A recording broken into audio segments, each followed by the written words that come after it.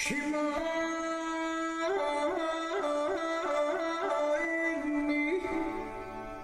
petlutu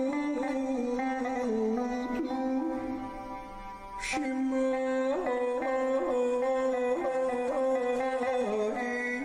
iași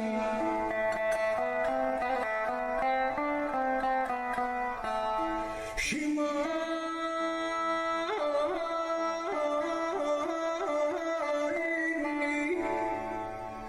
și put are trap și huc și mai iași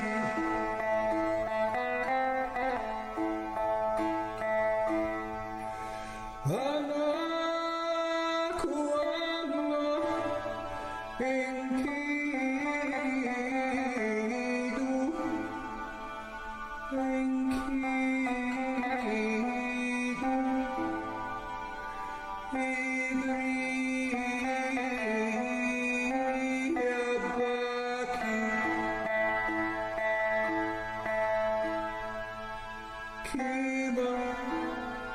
la lariti una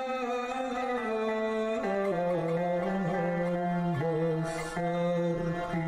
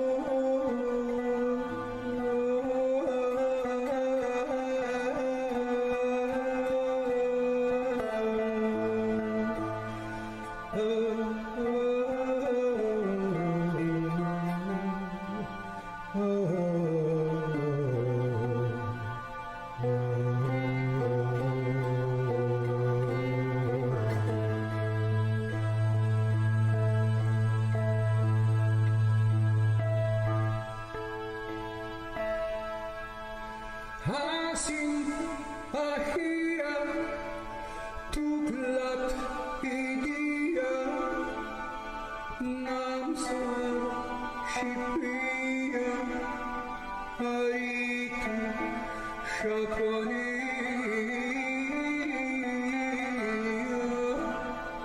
luba isanatia nibi lale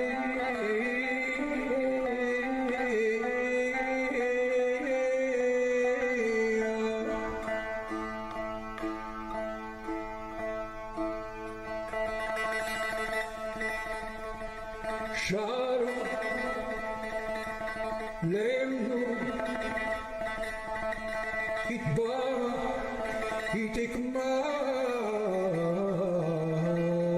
itikmayashi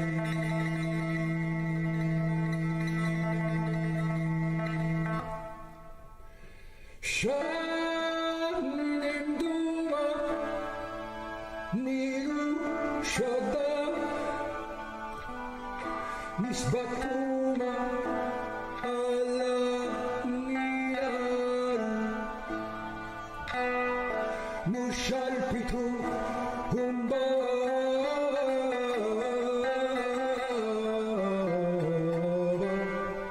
Şaira kişti Ereği aşkı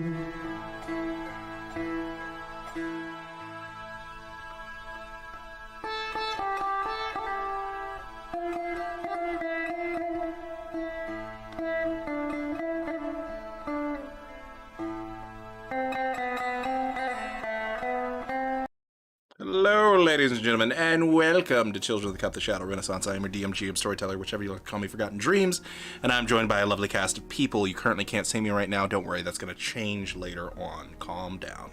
Also, you can't see Azzy right now, but that's because he's doing a mukbang. Don't worry about it. So, either way, thank you for joining us. We would like to have Seth give us our viewer warning, and then we're going to get our mukbang expert to go ahead and give us the recap. Well, hello there, and welcome to tonight's vampire story. So, ladies and gentlemen, welcome to the world of darkness. We're going to be playing vampires. Vampires are monsters of the night. They may pretend to be human, but that is only the first layer of things, and, well, beneath there, it's all kinds of disgusting horror. So, ladies and gentlemen, please keep it in mind.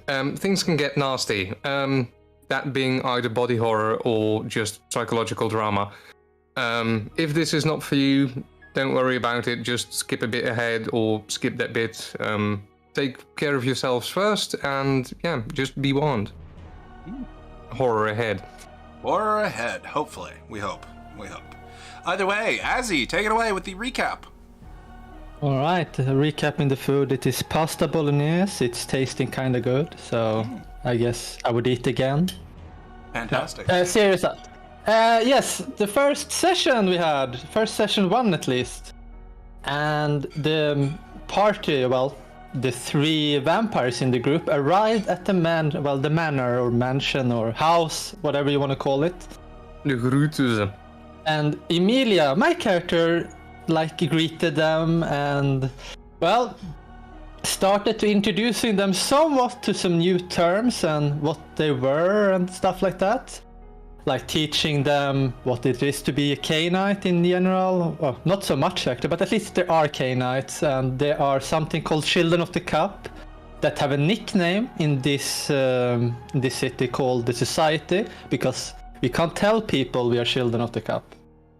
And we talked a little about what had happened to everyone before they came here and when they can leave the training.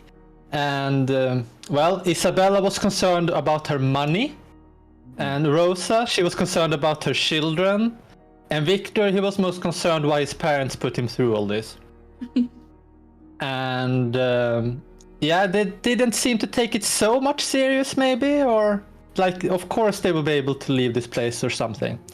And Emilia started talking to them about they will be caretakers that's going to decide their future here, and they will come later. We got actually the gift baskets that came with different runners to the manor. And well, Emilia brought them into the others and told them as well that the prince was going to come, and taught them what it is to be a prince in the Cainite society.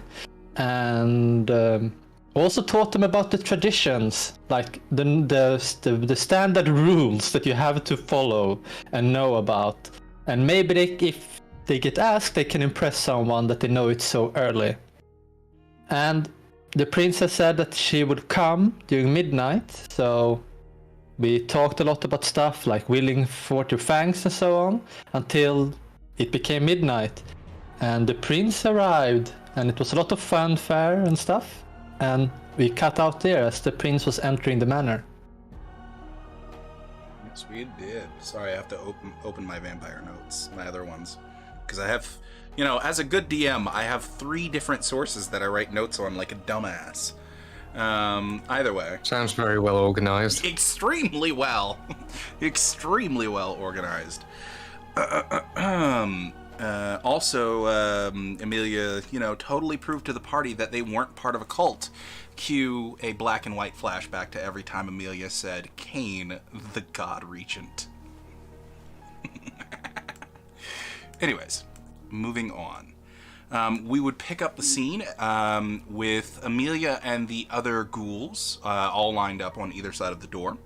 Outside of the main oak double doors of this manor, we would be able to see the carriage, the very illustrious and gilded carriage of the prince, and her royal guard, some might say, currently at the ready as the door to the carriage is opening. I would like to ask, where are my 3 children currently standing, or what are they doing? Also, now that Azzy has revealed himself, I shall also reveal myself. Yes, dramatic timing. So, first up, Isabella, what are you doing now that you've seen this procession of ghouls take up positions on both the left and right side of the door, and this whole display of the carriage coming up? I do believe we were told from...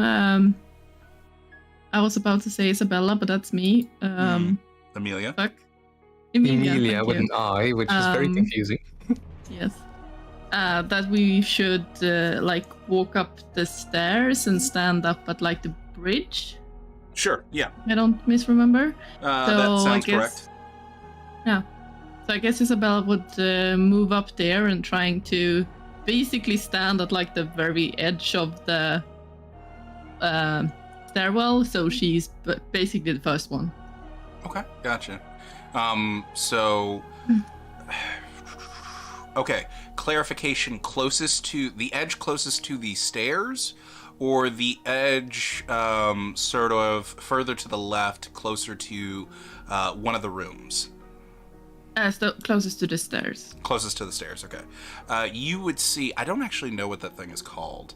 On the rail of the stairs at the very top, there's this circular ending of the rail. And very beautifully carved into the wood is a miniature wood carving of a little baby with cupid wings. Just intricately detailed for no reason at the top of the stairs. And you sort of stand next to that. Victor, how about you? I think I would be the last one to actually leave the room where we were sitting. Mm-hmm. As I sort of hobble out on a crutch. And when everyone else is sort of ascending the stairs and going upstairs, I sort of look at those stairs, I look down, I look at the stairs again, and I just try to stand up as straight up possible as I possibly can next to the stairs on the ground level. Sure, yeah. Rather than ascending. So the entrance to the staircase that leads up to the second floor is literally right next to the door, and the door swings out towards the stairs. So are you just gonna be blocking that pathway essentially? Yeah, I'll probably block that pathway. Okay. Meanwhile, I might even close the door just to have it closed. Okay. I don't know. Gotcha. The maiden, where will you be taking up position? Probably behind Isabella, but seeing sorry, I can't remember your character name. Seeing Victor kind of linger at the end, she'll probably offer her arm, but if he says no, she's not gonna push it. Victor just I'm sorry, it's just stairs are not really don't really agree with me. She just nods kind of meekly, and yeah, she'll go behind Isabella. Really, as basically as far away as she can be without making it look awkward. Fantastic. All right. So this is a rare roll I call for, but I'm going to call for it in this particular instance. Everyone, please make me an appearance etiquette roll. Difficult.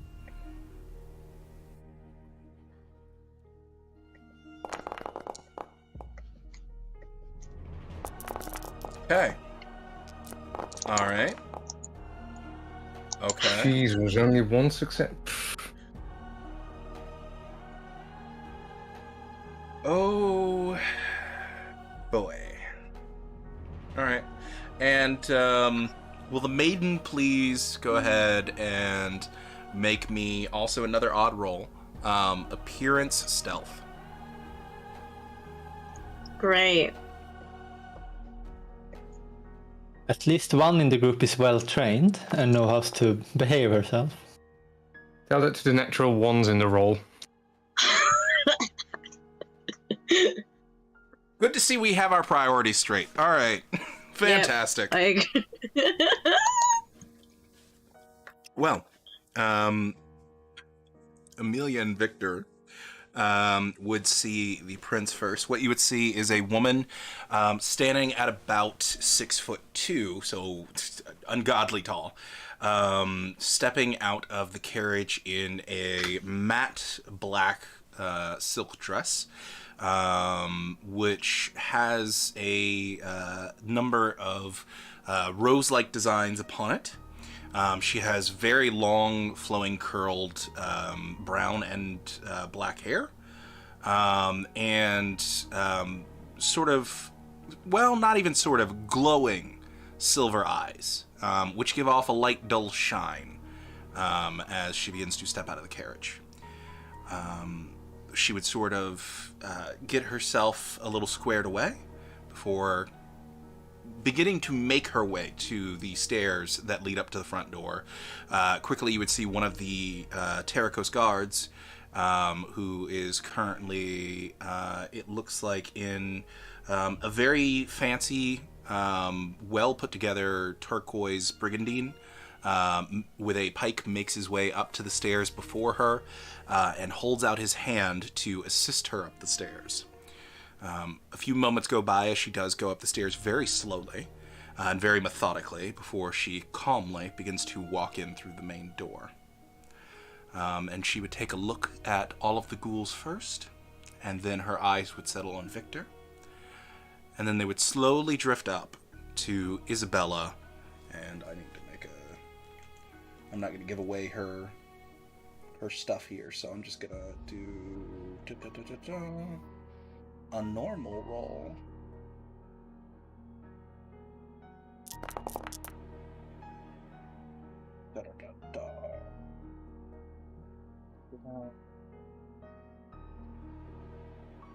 Oh, interesting. Okay, I would say that goes in the favor of the defender, which in this case is the maiden. She does not seem to have her eyes linger over the maiden at all. In fact, when her eyes settle on Isabella, they quickly then drift back to the center, where she calmly just begins walking through this procession before her and into the sitting room, where she gracefully takes a seat on one of the sofas and begins pouring herself some tea without saying a word. You watch as the Terracos guard who came up with her quickly does a salute to not Victor, but the one of the ghouls to the right of Victor, well, across from Victor, I should say, who proceeds to salute back. And that would look like simply his arm going midway across his chest in a flat-like motion before he turns on his heel and begins to march down the stairs. At which point, the ghoul that he saluted to carefully walks over with a low bow and closes the double doors. What are you all doing?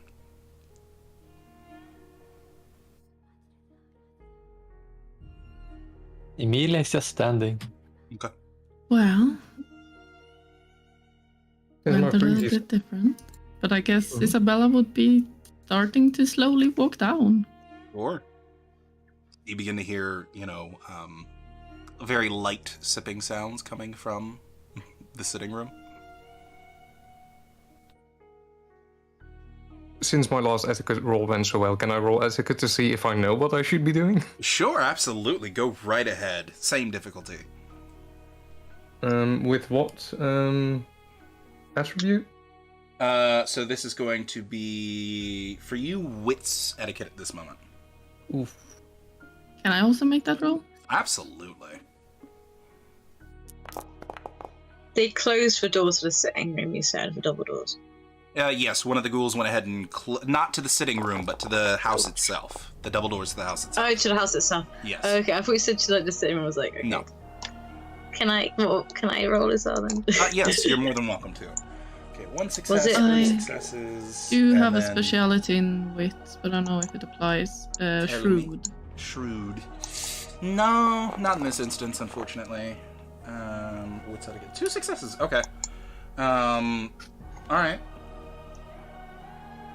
So, what comes to mind for both Isabella and the maiden is the best thing to probably do here is to slowly, carefully make your way back downstairs, and then in sort of a ball sort of procedure would kick in where one of you would step in. You would announce yourself, seeing as there's no one to announce you. Give probably a bow or curtsy, more than likely a curtsy in your situations, and then go to find a seat, preferably one that isn't directly next to her, is what comes across your minds. Victor, on the other hand, yeah, it's totally okay to just walk in the room and be like, hey, how you doing, and sit down. No, he wouldn't just not know what to do and just stand there Okay. awkwardly. Did Amelia roll? No, Amelia did not. Okay. Would you like to roll, Amelia? I have decided on the course of action already, but I guess I can roll to see if that corresponds with etiquette. I guess I can. Okay. We can see. 3 successes. What would be appropriate in this situation is to let your betters go ahead and enter the room first, and also to clear the essential procession. At which point you can see that there are a couple of the ghouls who are also like waiting for the two of them and Victor to make their way towards the sitting room, and they're just calmly standing there. Yeah, And that was my thought as well. yeah, you can even see that Marco is sort of just at this point nodding his head, waiting, looking back and forth. So, Isabella and the maiden, which of you would go down the stairs? I think Isabella's going down the stairs first. I guess so. Okay. And are you quickly following behind, maiden? Bit of hesitation, so she might linger, but then I think when they're going down, she'll probably kind of want to catch up. She doesn't want it to be like too long of a pause. Gotcha. So yeah. Fantastic.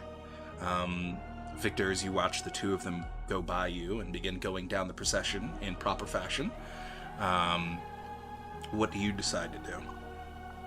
I decide to just wait and see what happens first, and then probably decide on what to do once I know what they're doing. Sure, absolutely. So Victor stares awkwardly as he waits to see if they get punished or not.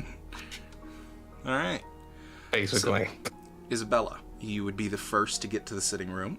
What would you do? Well, she would kind of walk up in front of her and say, Prince Martina Gisela, it is an honor to meet you. And she will do a curtsy. I will not be a dick and ask you to roll for curtsy, so go ahead. I am Isabella Maria Dominique of Montfort. At your service.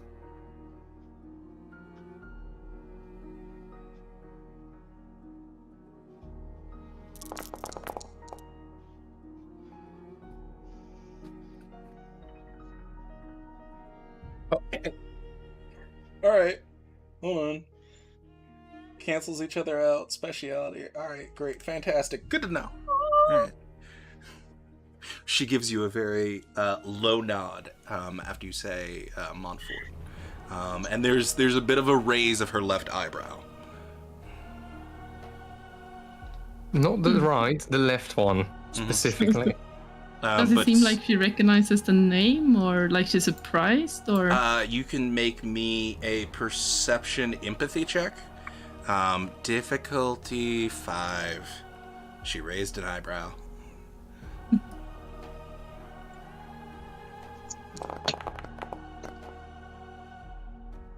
One success. I mean, yeah, maybe, probably, more than likely, right? Maybe. It's definitely something. You would watch as in between one of her sips of tea, because she's holding the teacup in her right hand, she would carefully motion her hand towards one of the chairs across from her. She will move over and take it. Her eyes would then, for the first time, properly fall on the maiden. Question: would the maiden think it appropriate to introduce herself as a maiden, or should she say her name? 3 successes. It probably, the most appropriate thing here would probably be to do your name, in particular your full name, if you want to go there. But you could probably get away with the maiden if you do it in the right way and leave it like an air of mystery. Okay. Quick DM. Okay, sure. Yeah, let me check my Discordio. Ah, yes, I've received your ancient letter. Let's see here. Yeah. Ah, yes. No, that... Okay. All right. Yeah. Yeah, I would say that's perfectly legitimate thought process. Okay. So I would go with your thought there. Okay. She's gonna come on in. Probably wiping her hand on her dress for a second and kind of stopping, like awkward midway, wiping her hand on her dress and stopping herself when she's like in front of the prince. And bowing her head, Prince Martina Gazella, it is an honor to meet you. Her eyes kind of flicked at Isabella, copying exactly what she said because she doesn't know what else to do. It is an honor to meet you, she says again. Please call me the maiden. And she'll curtsy and kind of stay there until she gets an order or gesture. So they're probably staying there awkwardly too long. Okay.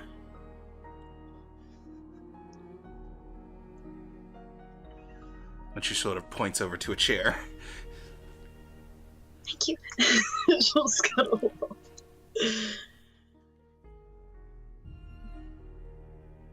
Well, I heard there was a third of your number. Is he not joining us?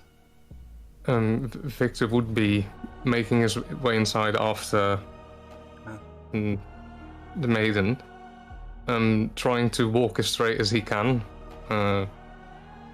walk up, and then, with help of his crutch to lean on, make a very deep bow. Sorry.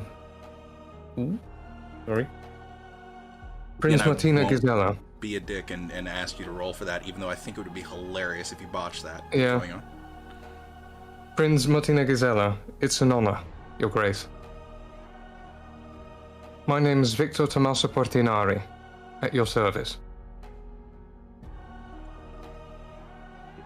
Second.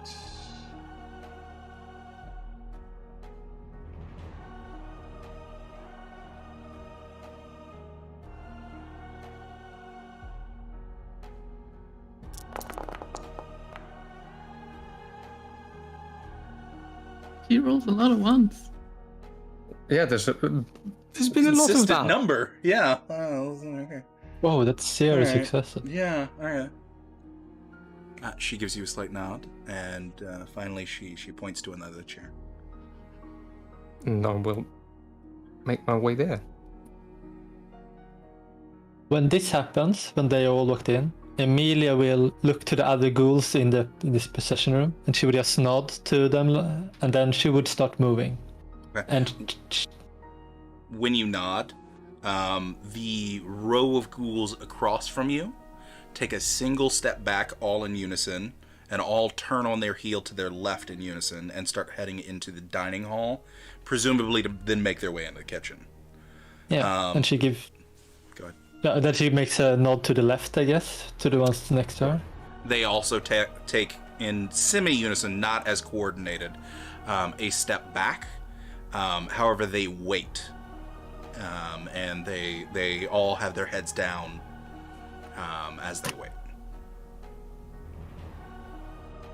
I have not been introduced to their tasks that much, but I will after the nod they give, she will actually start moving to the the room that they are sitting in, the sitting room, but she would only move up to the doorway and take a single step inside and be to the left and just stand there looking down.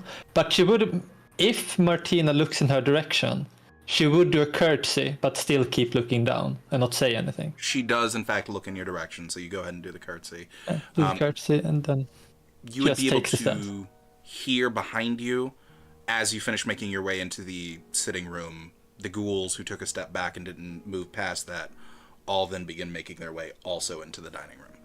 And you could hear them very slowly making their way into the kitchen and preparing things once more.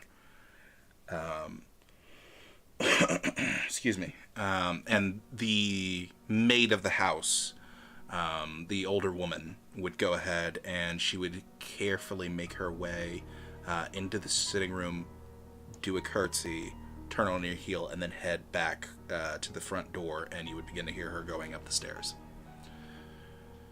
Well, all of you are gathered here. I am to understand that your name is Amelia? That is right, my grace. And you will be the madam of the house? Yes, that's right, my grace. Very well. Well, may the madam of the house please fetch me your finest blood. And then she would like, from a cup or from the handle? Actually, in this particular instance, I would prefer a bowl. Of course, my grace. And she does another curtsy, and then she starts walking out and going to the kitchen. Eyes then fall on the three of you. Well, it is a pleasure to meet you all. As you all know my name, I will not go through the arrogance of repeating it again. So tell me, how has your first awakening been?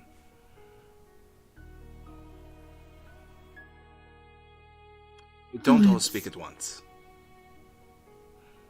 It has been rather intriguing, I must say. It is a lot of new impressions, of course, but it will come with time, I'm sure. With time indeed. Yes, it is quite a veritable rush of information. But it is good to see new faces, Oh, and for title's sake, you may either call me Prince, Grand Duchess, or simply Madame Gazelle.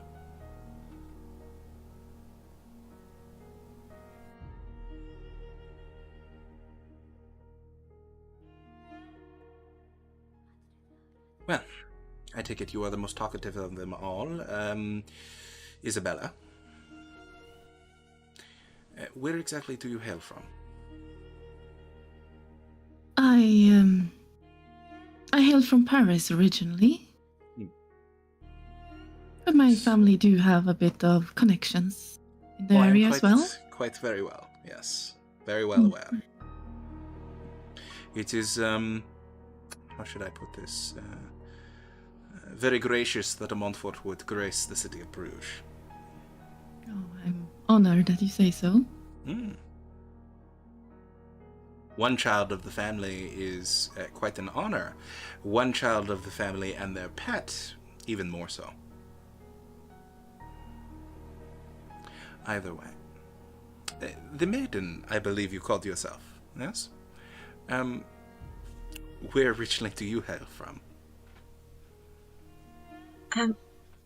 From Italy, my prince.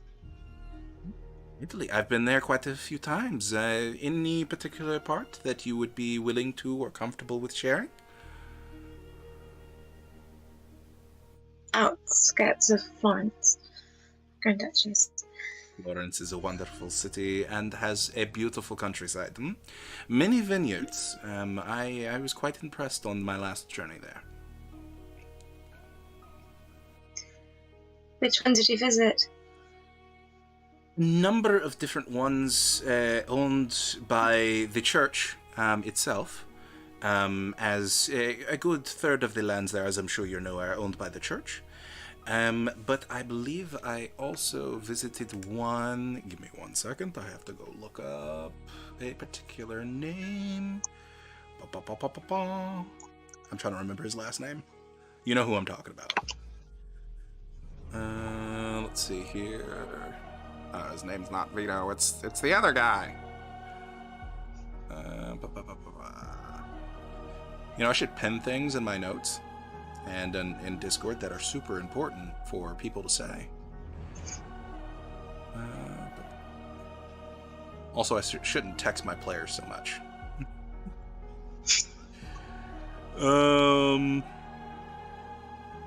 Aha, here we go.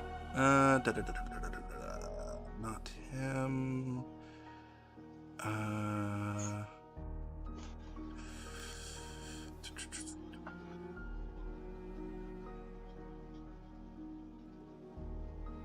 All right, I'm gonna fuck up this name. How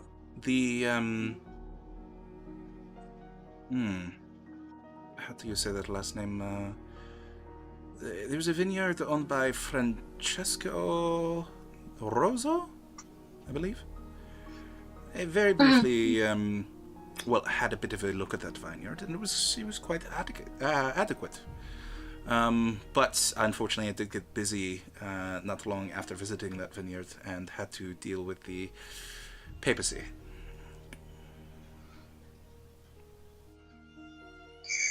Do you think you'll visit again anytime soon?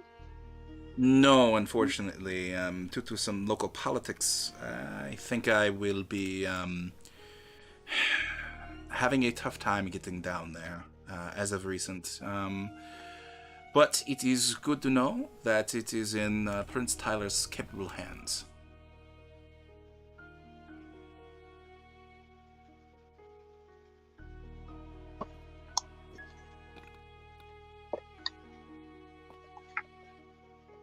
Now, if you'll excuse me, and she looks towards Victor. Your name was Victor Portinari? Portinari, yes, my grace. Oh, your grace. That is not necessary, but I appreciate that. Interesting. I also know of your family to an extent. I have heard of them once or twice, I believe, somewhere. I think somewhere in a gossip circle. But beyond that, tell me, what is it that your family does? Oh, the Portinari mainly concern themselves with banking. That would explain it, yes. I thought the name was familiar. So, will you be continuing the family's jewel? Or moving on with your own venture? I would be more interested in taking my own path, no doubt. Let's say some family bonds have been lightened. Interesting. Well, I certainly will be fascinated enough to see what you do with your new life and all the new possibilities that you have before you. Now, you might be wondering, why is it that someone who is the theoretical leader of a high society of vampires might join 3 New Bloods here in the city, especially on their first night in Awakening? I am sure that Emilia, or at least someone within the Circle of Keepers, has made you aware of my double status, as it were. Yes? Yes. The society. Fantastic. Good. You even know the shitty name they came up with. Good. Amelia, darling, and it's about at this time that you're coming out with the food. And she has given her own blood in the spell. Okay. Fantastic.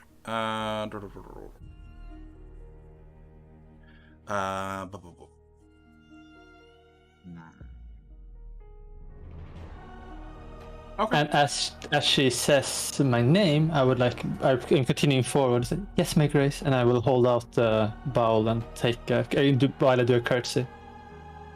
Oh, thank you very much. And she places it down on the table. Tell me, you have had the opportunity to be in the city how long exactly? I'm afraid I do not always keep up on when your kind, no offense meant, arrive. Only a couple of hours, my grace. Fairly new as well.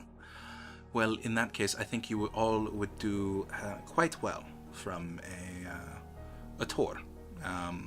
I personally cannot provide this, but I suggest finding one. There are fantastic boat tours of the city. I've heard.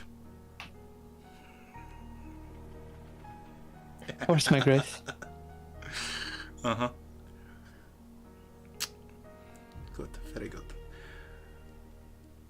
Uh-huh. Uh-huh, yeah. We got you, Seth.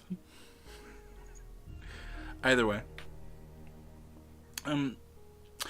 Tell me, Amelia, where exactly do you hail from? as you are the maiden of the household, I presume it will be very common that you and I might communicate by a letter, and it's good to know who you will be speaking to. Of course, my grace. I am from Italy, Venice, my grace. Yes. Very interesting indeed.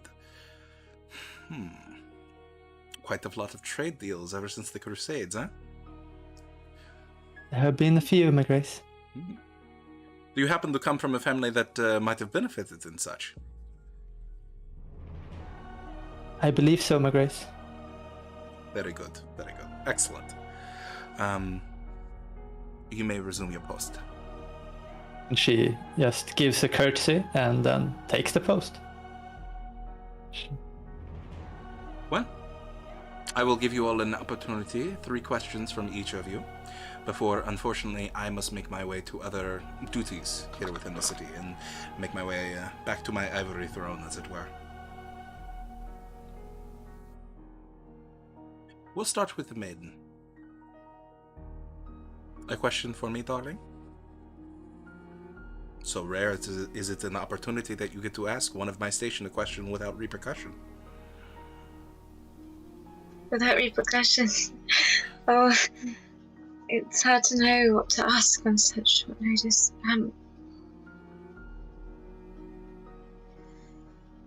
What lessons did you learn from being newly awakened that you would like to share with us? Sorry, what lessons did you learn from, and then I didn't catch that part. From being newly awakened that you would like to share with us.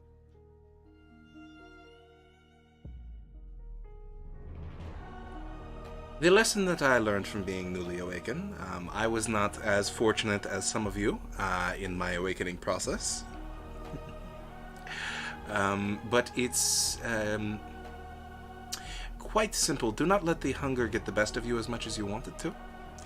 And also,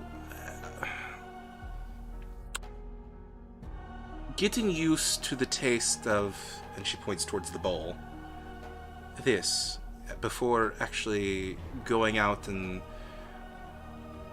feeding from your first, shall we say, lover. It's a little term I like to use for everyone I feed on. They are my little lovers.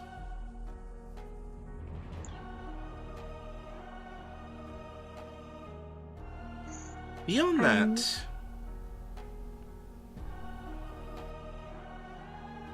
wear something that lasts better in water. But unfortunately, you didn't have much of an option there.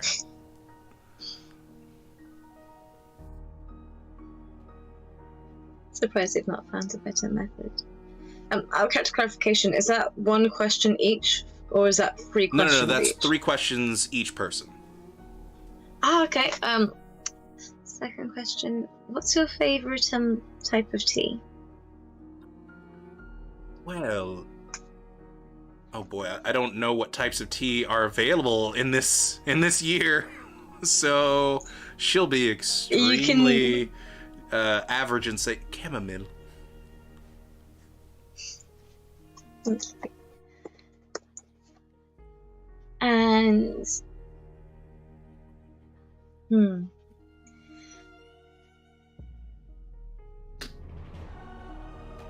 what are your hopes for us? A very wise and thoughtful question, my dear.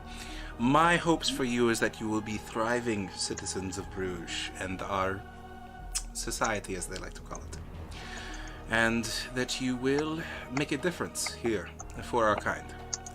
Not so much the Canaanites, but for the Child of the Cup.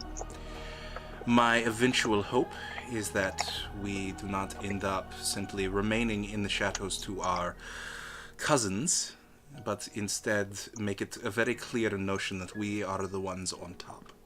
This will be difficult, and I don't expect your group to push us over the edge very quickly, but perhaps it is something that we can all work together on. Thank you, Grace. I Very good questions. look forward to aim for those of you. Yes, very good. Isabella. Well, there's a lot of things I would like to get. I suppose my first question would be, what would you suggest that I study? What is needed in the society?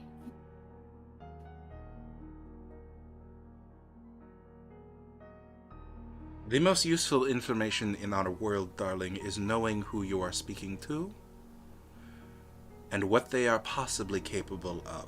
You will never have 100% guarantee that they are capable of those things or that they are limited only to those things, but knowing exactly who, what, and what they can do is some of the most valuable information one can acquire.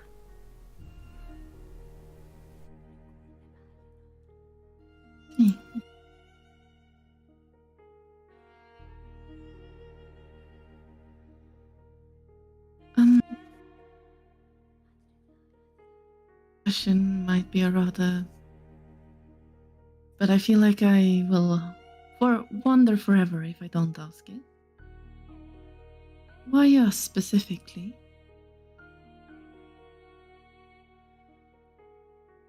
I did not have the pleasure of choosing the three of you. It was not my decision.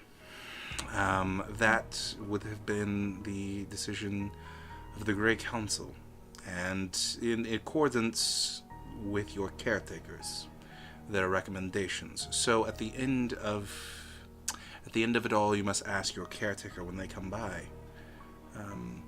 or perhaps, depending on the situation, perhaps even your parents, should they have paid your way into the society.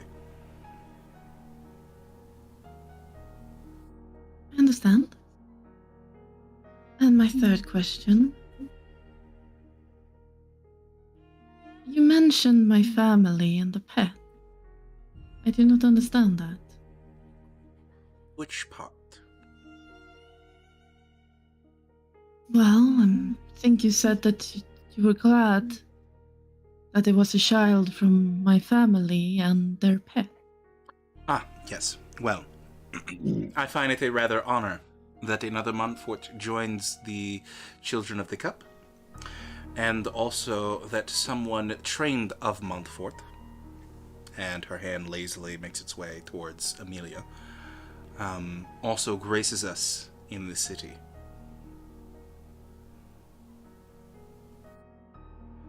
Huh.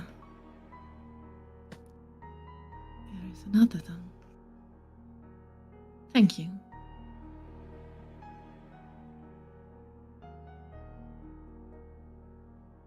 Good sir. Well, some of my questions have indirectly been answered. However, Child of the Cup, as you say, the society. What does that mean exactly? No. That is a very, how should I put it, not short answer. But in order to give you sort of the quickest way to explain it, the Children of the Cup are specially born Canaanites. We are born not of the bite and not of the feeding of another Canaanite, like most. We are instead born, as it would suggest, of a cup. Some speculate that it is a Holy Grail or several Holy Grails. Others speculate that it is simply an old cup, blessed by magics unknown, thus making you a child of the cup. We, as I am sure you have been told, can do things, go places at certain times that the normal Canaanites cannot. Also, we have defenses against certain unpleasantries. Even if we end up dying due to those defenses, that certain Canaanites, well, most Canaanites do not.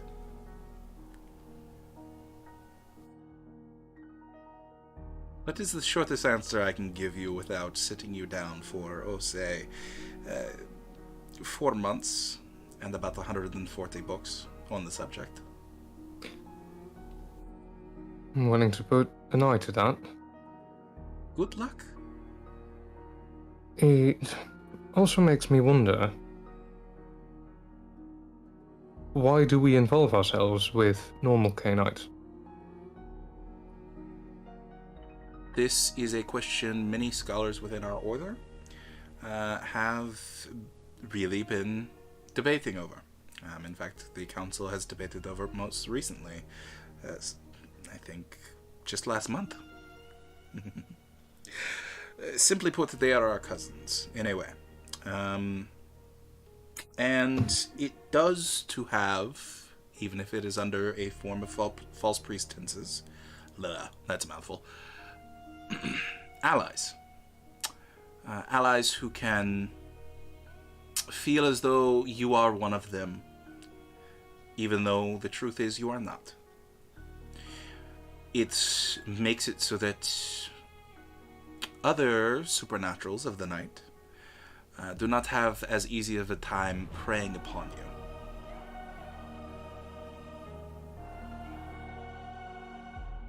you.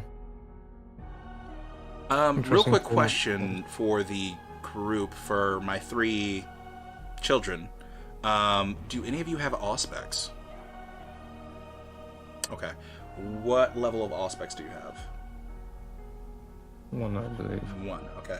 So you're gonna make me a perception awareness difficulty 9.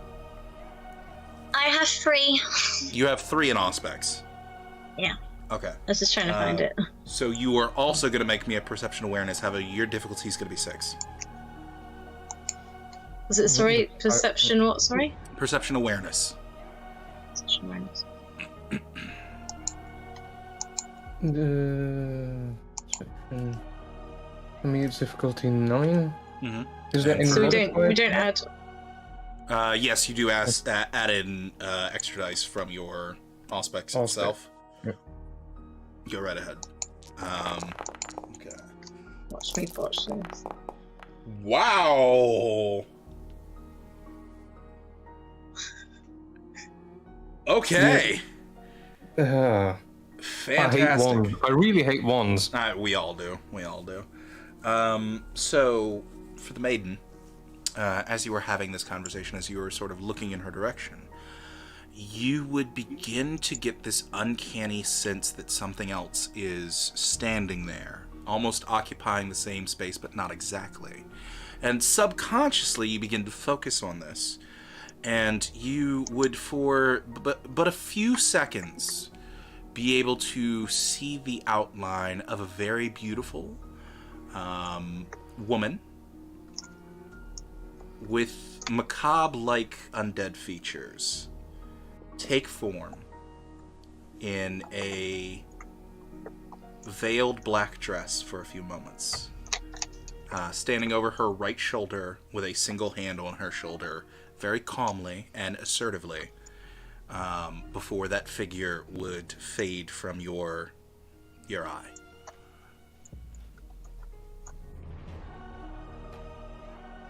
What was the sentence immediately before she saw this? Sorry, I don't remember what. My mind is blank because I got wrapped up in describing that. All right. It was something about the why we yes. amongst gay knights. Yes. Thank yes. you. Do you have how many more questions does your character have left? I have one more question left, Okay. I believe. She'll wait until he answers questions before she brings that up. Cool. Thank you. That's what I wanted to do. I do think that the only question that rests now is when can we start studying? Ah, yes. Very good. Someone who is eager to begin. I do believe that your progenitor will be coming, if not in the next few hours, then sometime in the mid-afternoon tomorrow, at which point your studies may at least begin. And I do believe that your caretakers will be arriving here in 3 nights.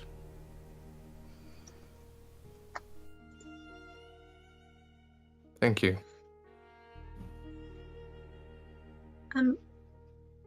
Yes.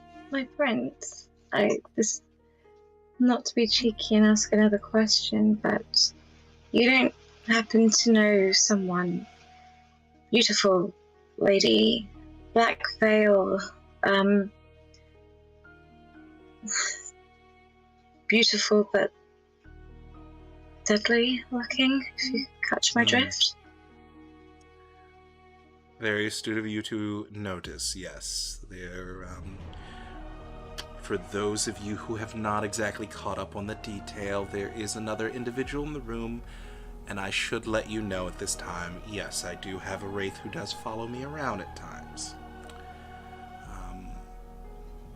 She doesn't speak much, but she's always there. It's very interesting that you noticed. She bows her head as if greeting said Wraith. Sure. Go ahead and make for me. Give me 1 second here. I want to see exactly what I want to have this roll be.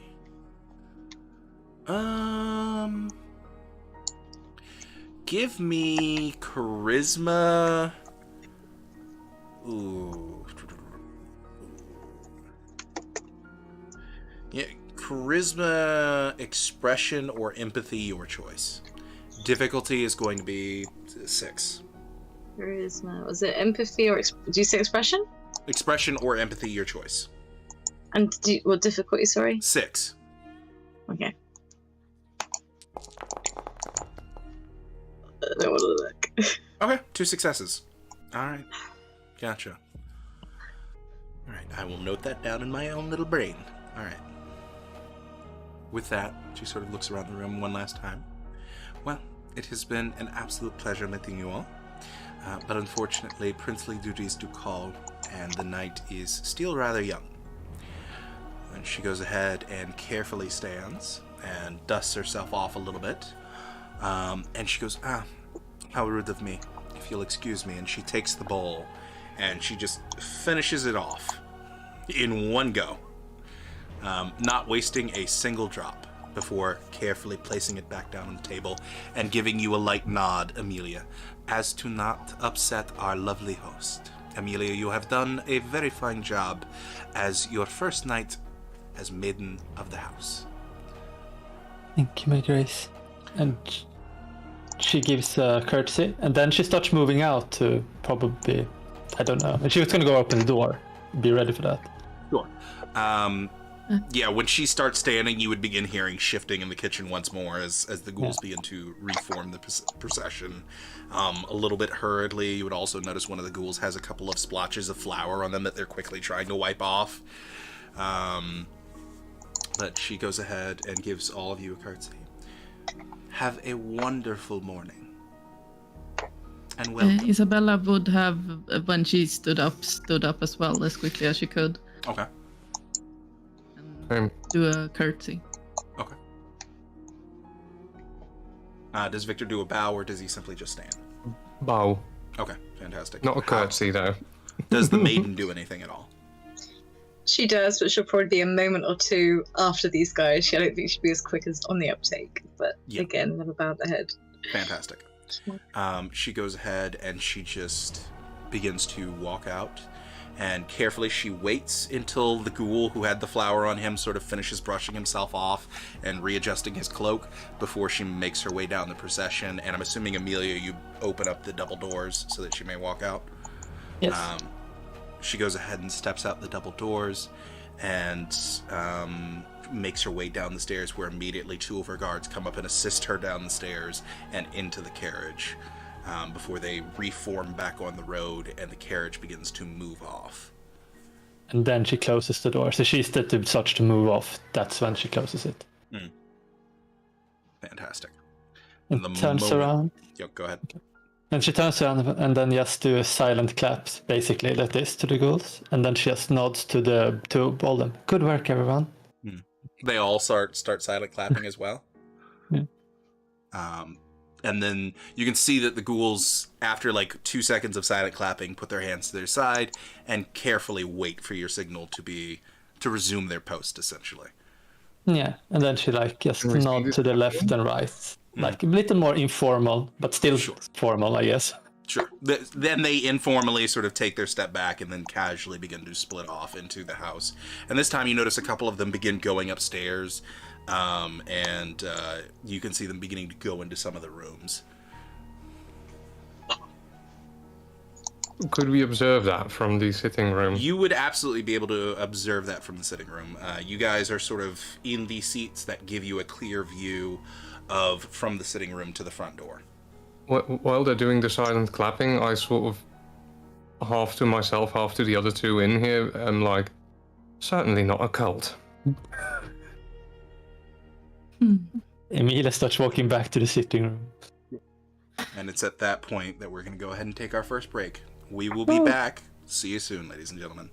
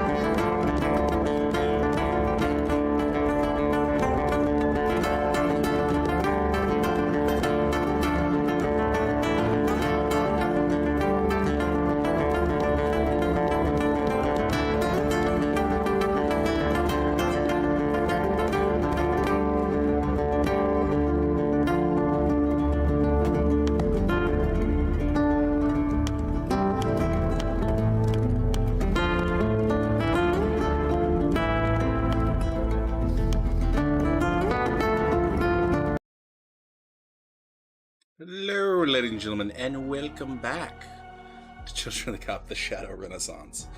Alright, picking back up.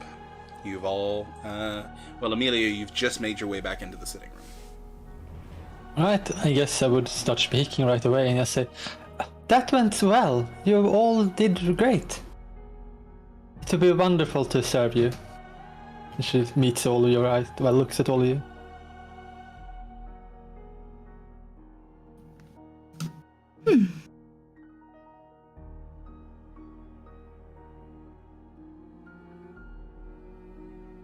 And she just looks uncomfortably between all of you.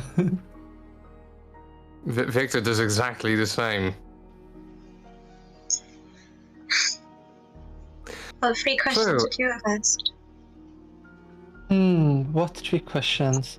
I would have asked which of the Primogeans are part of the society, which are the top 3 most dangerous potential enemies in the city, and what other princes does she have good relationships with in the neighboring cities?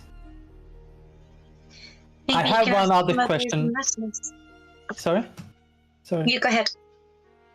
And she like waits slightly uncomfortable. I have one question that I would want to ask as my first, but she would probably have ignored it because it was too long. And that is what are the intrigues and political dealings between all parties in the city. But she would Right, probably have sorry. laughed and not given me any. What is a Primogen? Oh, Primogens are leaders of specific clans, you could say, that are like a title. Like you give someone, I don't know, a barony or something. But Clans were these different bloodline things. Different types of Cainites, vampires. there are 3 different families within the Cainite society. There are bloodlines, and you can track into the forefather, and the forefather of each bloodline is called something, and that is what the clan has derived its name from. So, And they have slightly different powers. But first, Rosa, what did you want to say? Oh, just that maybe over time with writing letters back into the prince, you can ask those questions, hopefully. Yes, maybe. It's probably not my place to ask her directly. I would probably ask people she works with. are there many written sources, and I don't mean, and I flaunt the one book that was in my basket. I don't mean this folklore kind of stuff, but are there any proper sources on... Did you call him God Regent? Oh, Cain, God Radiant. Yes, it's a title to him. Right. Any books about that? There are, but Does this house have a library? I haven't checked if this has a library yet. I would say that if you want to find the really informative things that really is about his life, there are Cainites that spend their whole life searching for those scripts and trying to piece together the exact history. So there will always be limited information you will find about his history.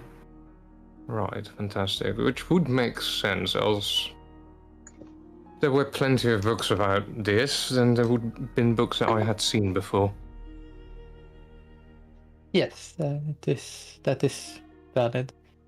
I would not start by investigating Cain and things like that. I would start a little lighter, as it might take up a lot of your time trying to piece together those puzzles before you know the basics.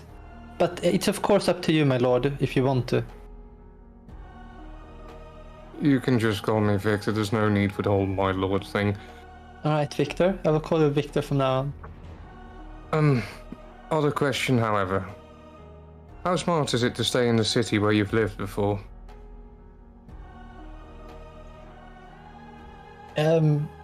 It depends for how long you plan to stay.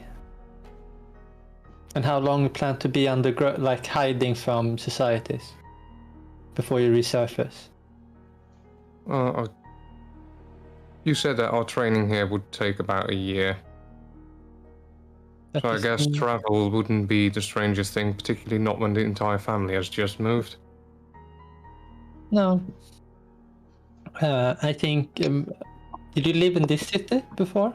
Or did you live in I Italy? did. Oh. I think a year does probably not matter. I would ask your caretaker for advice if you would move, but I think you will stay here for at least the coming years. All right. Well then. Sorry for all the questions, but this is still a bit fresh, so to speak. If you have any more questions you didn't get to ask her, I can try to... The prince, I can try to answer them, of course. I am curious about these clans, these families, as you call them. Yes? How do we know what we do? Oh, well, you that are part of the society, you don't have that kind of connection, but you will have gifts that's gonna correspond to one of them, meaning that when your caretaker and yourself discovers those gifts, the caretaker can identify what you should call yourself, what clan you're supposed to pretend to be. Right.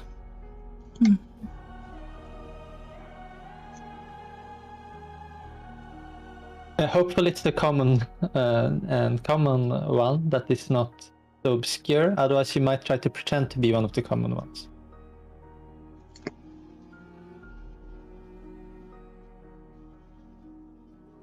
Whatever the case is, it seems that life has become all about the blood now. That is accurate. It's a very good... Sorry? It's a very good advice she gave the prince about how you should approach blood. You should make yourself comfortable with drinking it and make sure you never are too hungry.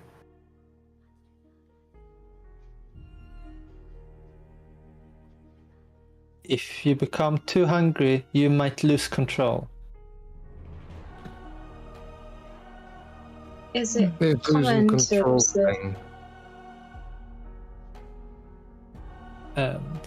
She turns to the maiden, I guess, and can you repeat what you said?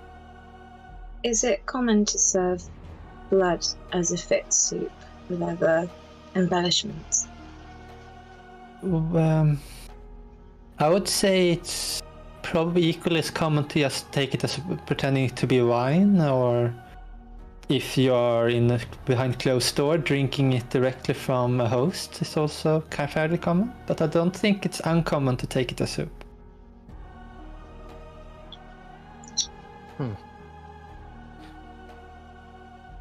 But it's also good that you are not so hungry the first time you break skin on a host to drink directly, as you have to will yourself to stop drinking or the host will die. Don't go around leaving a trail of dead people around. That is very bad. That goes against the silence of the blood. If you leave corpses for the mortals to find, the secrets, well, there might come hunters wanting to hunt you down.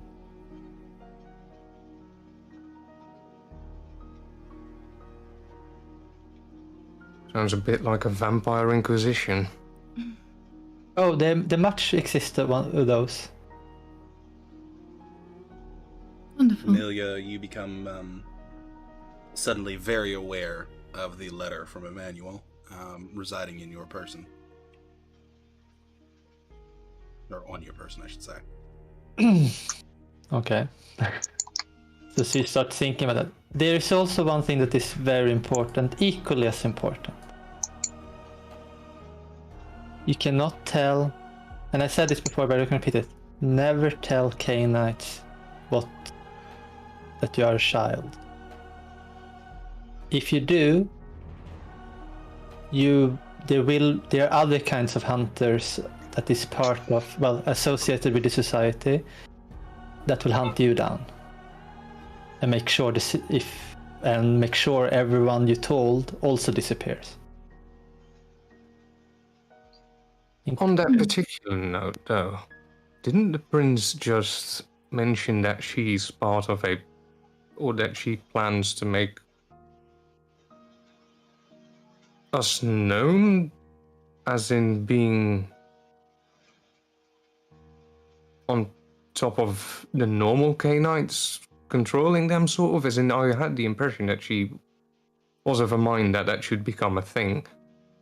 Or at least she meant that all of the higher positions should be occupied by one of us, I suppose.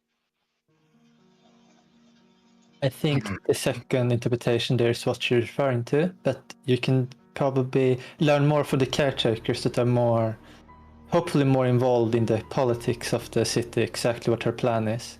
About that, as in being on top is not a great position unless you want a knife in your back.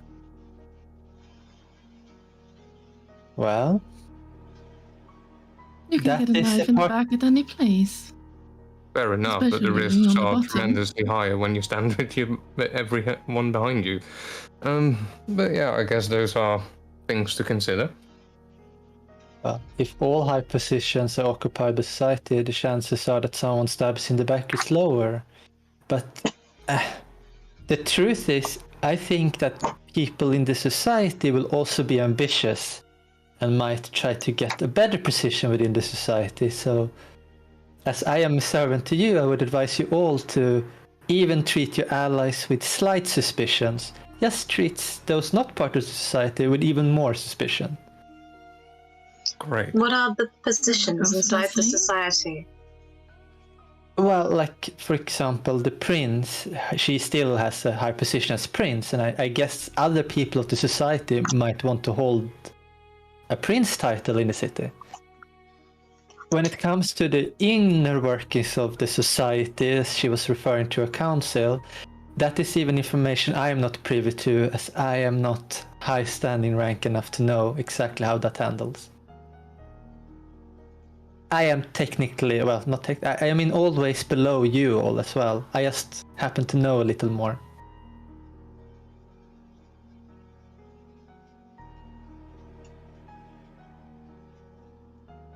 I feel like I want to think these revelations, if you want to call them that, over for a bit. Maybe want to check out your rooms? Well, choose a room first. Is there any room here on this floor?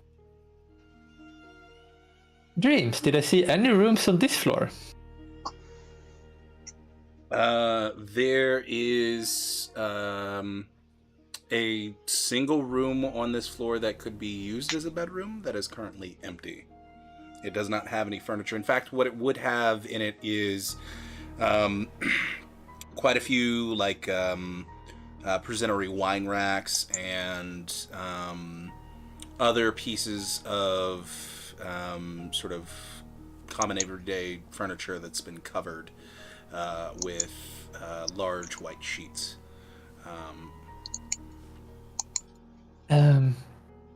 Well, there is no rooms on this floor that has been prepared, but I know that there's one room I could prepare if you so wish. If it wouldn't be too much of a bother, I would appreciate that.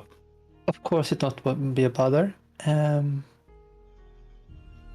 Do the rest of you want to check out the rooms, or do you want to spend more time here while I prepare Victor's room? I suppose it would be good to get settled in. Alright, then Victor, I will come down to you soon, and Maiden and Lady, and my lady, you can both follow me. Stand up and kind of brush yourself off. Do you think we should take a boat tour later? I think we should do so later. But maybe not the coming days. And as she's walking upstairs, she will, I don't know, she has probably walked around a little in the house, so she will start telling a little about the layout to all of you, but me as a player don't really know the layout, so she would Just describe that. As you begin to walk, or as you're about to begin this tour of the house, there's a knock on the door, on the main door. If you excuse me, and she would make a courtesy to you two, and she will start moving over to the door. And look out the window. When you look out the window, there is actually the same young boy that was there before with the gift basket. This time he has something heavily wrapped in a cloth that is roughly loaf-shaped, and there is a small little note on top of it. She would open the door. Here you go. And he hands these things to you. From who? I didn't get the woman's name. I see. Well, thank you. And she would look on the note. Posted the note to you on Discord. Oh gosh. She takes the note and then she like hugs it, and then she like puts it down in her I don't know what kind of clothing she has, like an apron-ish thing. No, not apron, but in like pocket thing, or whatever it's called, that thing that you have. And then she would take the gift basket and put it next to the other gift basket. It is not a gift basket. It is simply an extremely warm, wrapped loaf of bread. Oh. She would place the loaf of bread then next to it. There's this faint smell of garlic that is wafting off of the wrapped up bread. She takes a whiff and then puts the bread, I guess, in her gift basket then. And then she would move back to the other two. Excuse me. Alright, let's continue this tour. And she continues to do that. Sure. So you guys would get a tour of the house, as it were. There is that... go ahead, Seth. Quick question. As the prince has been here, is the portrait above the fireplace her? It is... It looks like someone who is close in familial relation, but it is not her. Not her. Yeah. Okay. It looks like maybe it could have been a mother or a sister, but not her, yeah.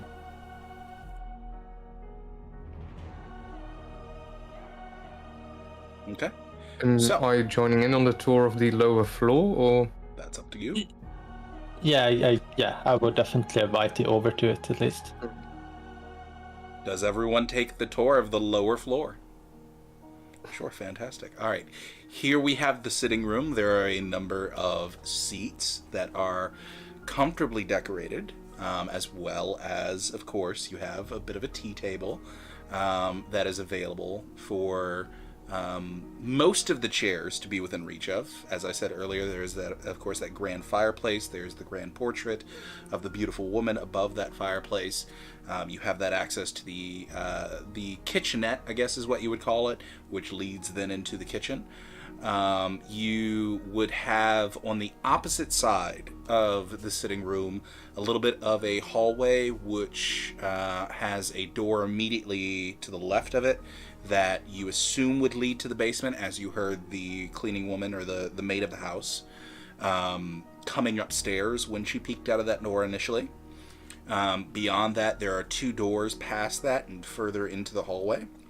One on the right, one on the left. The one on the left would take you to the room that I described earlier that has a number of pieces of furniture in it, which are covered with the white cloth.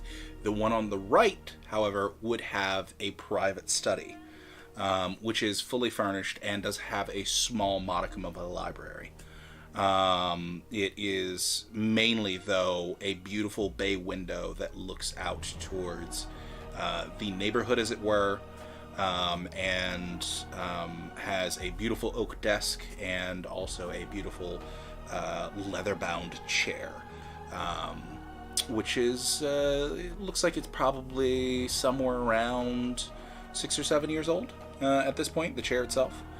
And most of the books on the two large shelves here in the room are mystery books, fictional mystery books. However, there is a small section of real mystery books. Beyond that, of course, you have the dining hall, which has a very long table that is able to comfortably sit 8. And there is a very intricately made extender for the table so that you could sit up to 10, should the need arise. There are small dressers here on the first floor, which would hold a number of common items.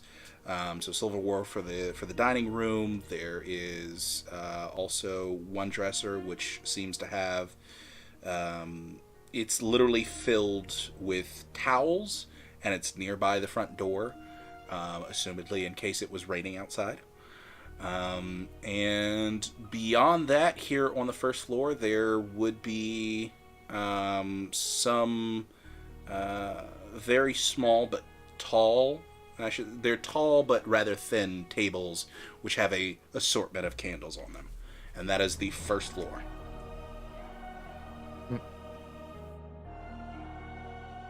Alright. Well, and then the second floor for those that don't have canes, I guess. Yes. The second floor for those without crutches has a number of rooms. In fact, 6, including a master bedroom, which are beautifully set up. And I will even let you guys, when you decide to pick your bedroom, within reason, describe what the bedroom would look like. Beyond that, it would have a washroom, but not in the sense that we think of in the modern day. It would simply have the setup so one could fill a large reservoir with water to help wash themselves, and it would also have a full-size bath in the room with a mirror, a standing mirror where normally in our modern sense we would have the toilet. Beyond that, and there would be a chamber pot in there, a rather large one. Beyond that, chamber pots are provided in your rooms, before anyone asks. And there's another study, also up here on this floor, that is sort of at the end of the hall. It is of similar size to the one downstairs. It does not have a bay window. Instead, it has a normal size window. And slightly different furniture, but much of the same. However, the books are not mystery. Instead, they are fantasy horror.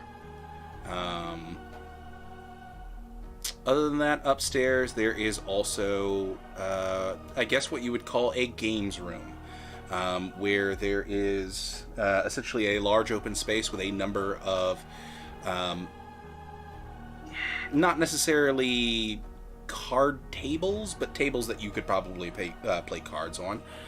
Some of the local dice games are set up on 2 of the tables, and also I forgot the name of the one board game that's like the super early version of chess, but that is there as well. Seth will probably remember it soon enough. If we're talking about the game of that's not exactly like chess. It's the closest I can come up with as... Okay, yeah. You see what I mean? Okay. Game of Yes.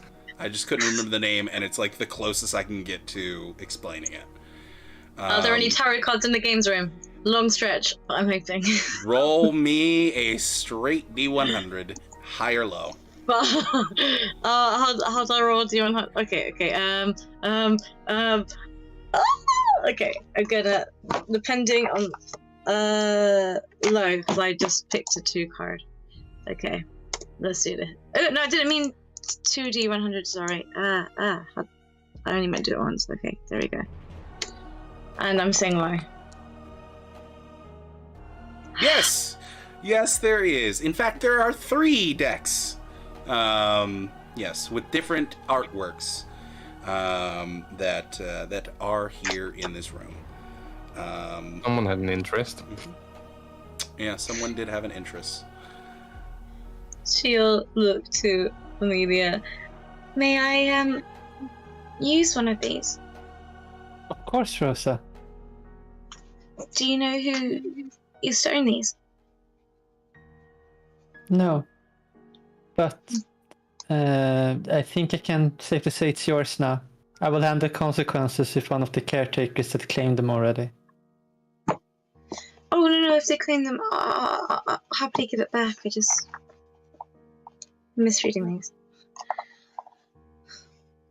The last thing here on the upstairs is sort of a modern day master bedroom, like walk-in closet style. There is just a entire little closet that is dedicated to nothing but various different types of alcohol. And it is well stocked. Yay. I'm kind of glad that I didn't happen to see that. Alright. As I've been informed, you can choose whichever of the rooms you want. And, well, find one that you're liking. And I will go prepare Victor's room. And I would go and call on Quinton, Vincent, Robin, and Maria to help me do this so it doesn't take for ages. Okay, Marco is a little bashful that you did not call upon him. But yes.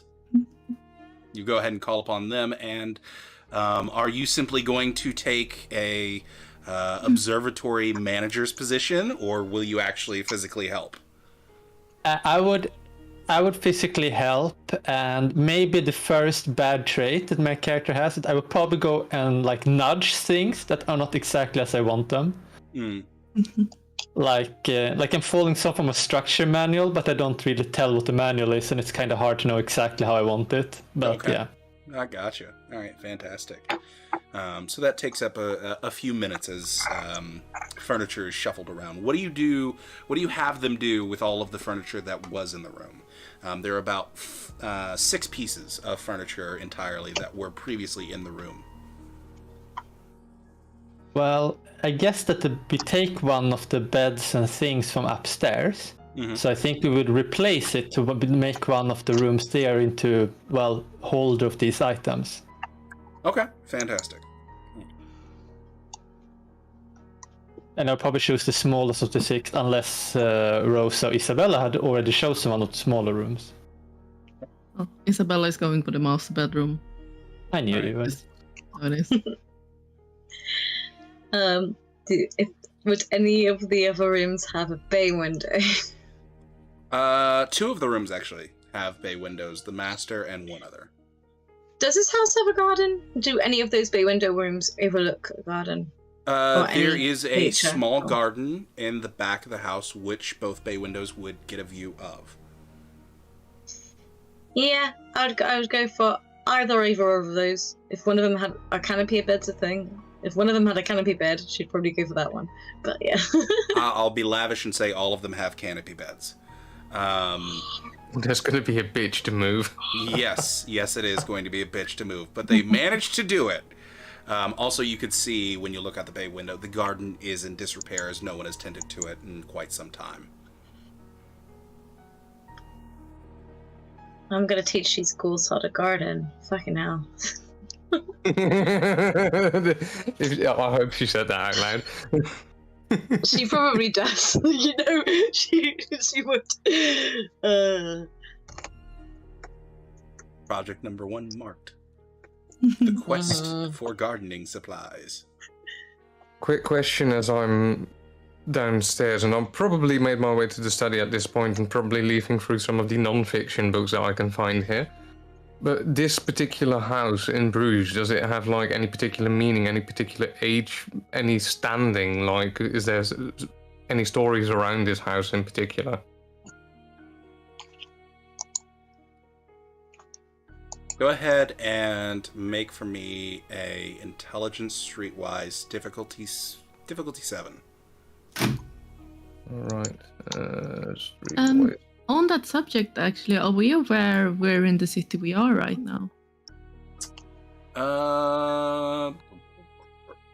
you guys would know I that... don't think we have Streetwise. Oh, do we not have Streetwise for this one? Give me one I second. think that's V5. Ah, sorry. My V5 brain is kicking on. It's part of Legerdemain, I think. Legerdemain, is it? It's like the thievery thing. I don't know what kind of Streetwise you're after. More like Streetwise wits, like Street smarts. Yeah. So, Wait, I think Legerdemain ain't just thieving. Don't be rude. sure, we'll say Legerdemain just It's isn't about your thieving. finesse. Absolutely. Legerdemain.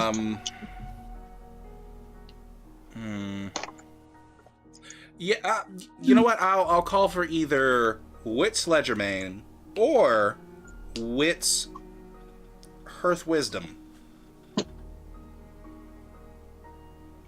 No intelligence? No. I'll allow intelligence. I'll allow it. Okay, thank you, because else it's going to be terrible. Mm-hmm. So what you're saying is you had Difficulty 0. 7 it was, right? Yes. Here comes all the successes. And I have to tell you the entire story of this house. 2 successes. 2 successes. You know at one point that this was actually a old governor's villa for the city of Bruges at one time. It was abandoned as a governor's villa probably about 45 years ago, at which point it was believed that the house was haunted due to the fact that the previous governor who lived here murdered his wife and 3 children in the upstairs bathroom. Also, with 2 successes, you would know that while the bodies were never found, it was theorized that they were buried in the back garden. You would also know, as part of that story, that supposedly, even though the governor was captured, brought in for questioning, and eventually hung until he was dead in the main square, the madam of the house as well as the maid of the house were never found. And it is part of the lore that they might also be buried in the back garden. Lovely. Yeah, I'm gonna hobble through the ground floor and probably make my way through all the rooms, including the kitchen. And I'm sort of gonna measure up the place, because this is a pretty fucking old house if it was abandoned 45 years ago. Yes, perception. So I'm out of curiosity. I'm just gonna sort of take a measure of the rooms and see if there's like any inconsistencies in the space. Okay. Well, in that case, perception academics, number 1. Number 2, perception occult. Perception academics. Difficulty 6. That's the first one. I hate that there's a 1 in there. And then perception occult.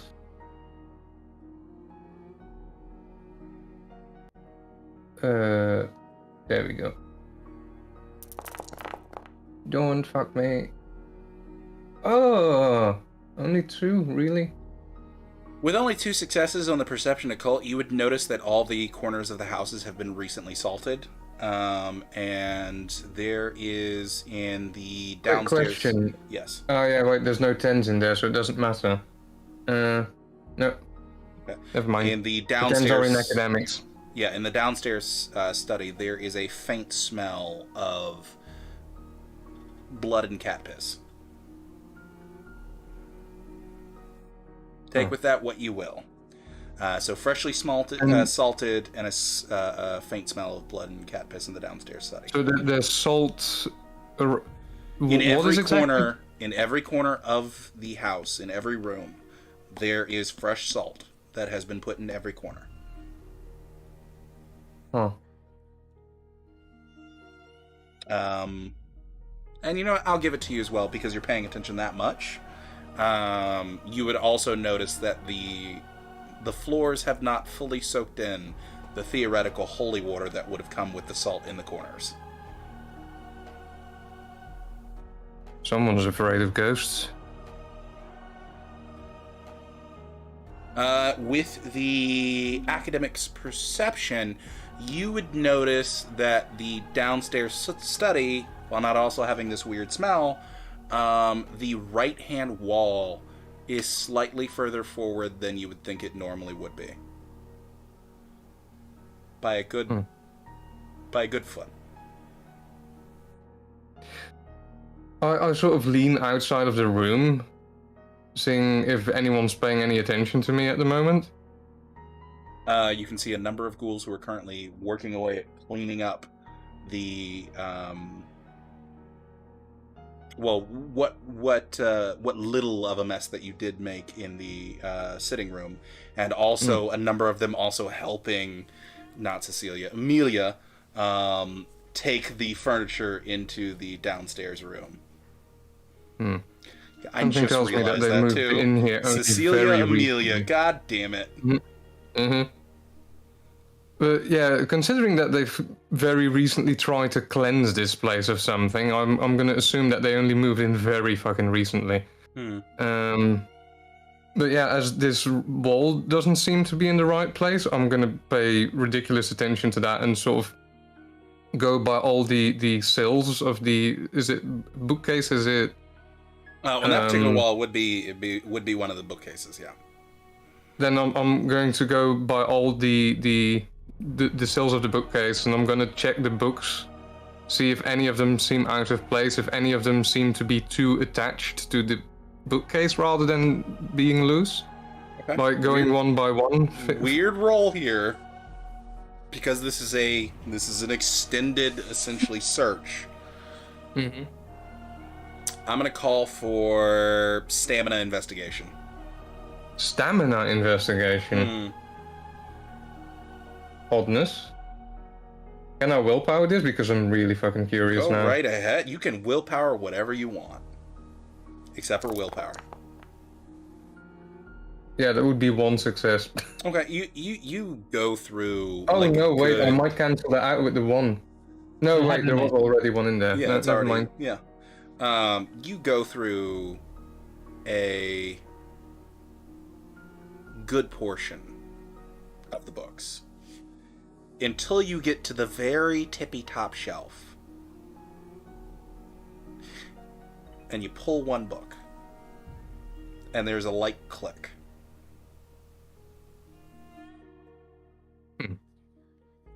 Bingo. Well, that word probably doesn't exist yet, but still.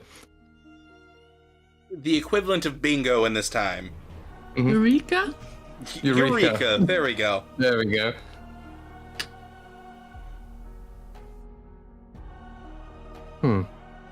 Does anything shift at that point? Anything feel like it clicks open, or? You just heard a click on this bookshelf. I'm gonna step back for a bit and observe it. Oh, sure. Go ahead and give me a perception investigation, difficulty 4. Perception 44. 6 successes.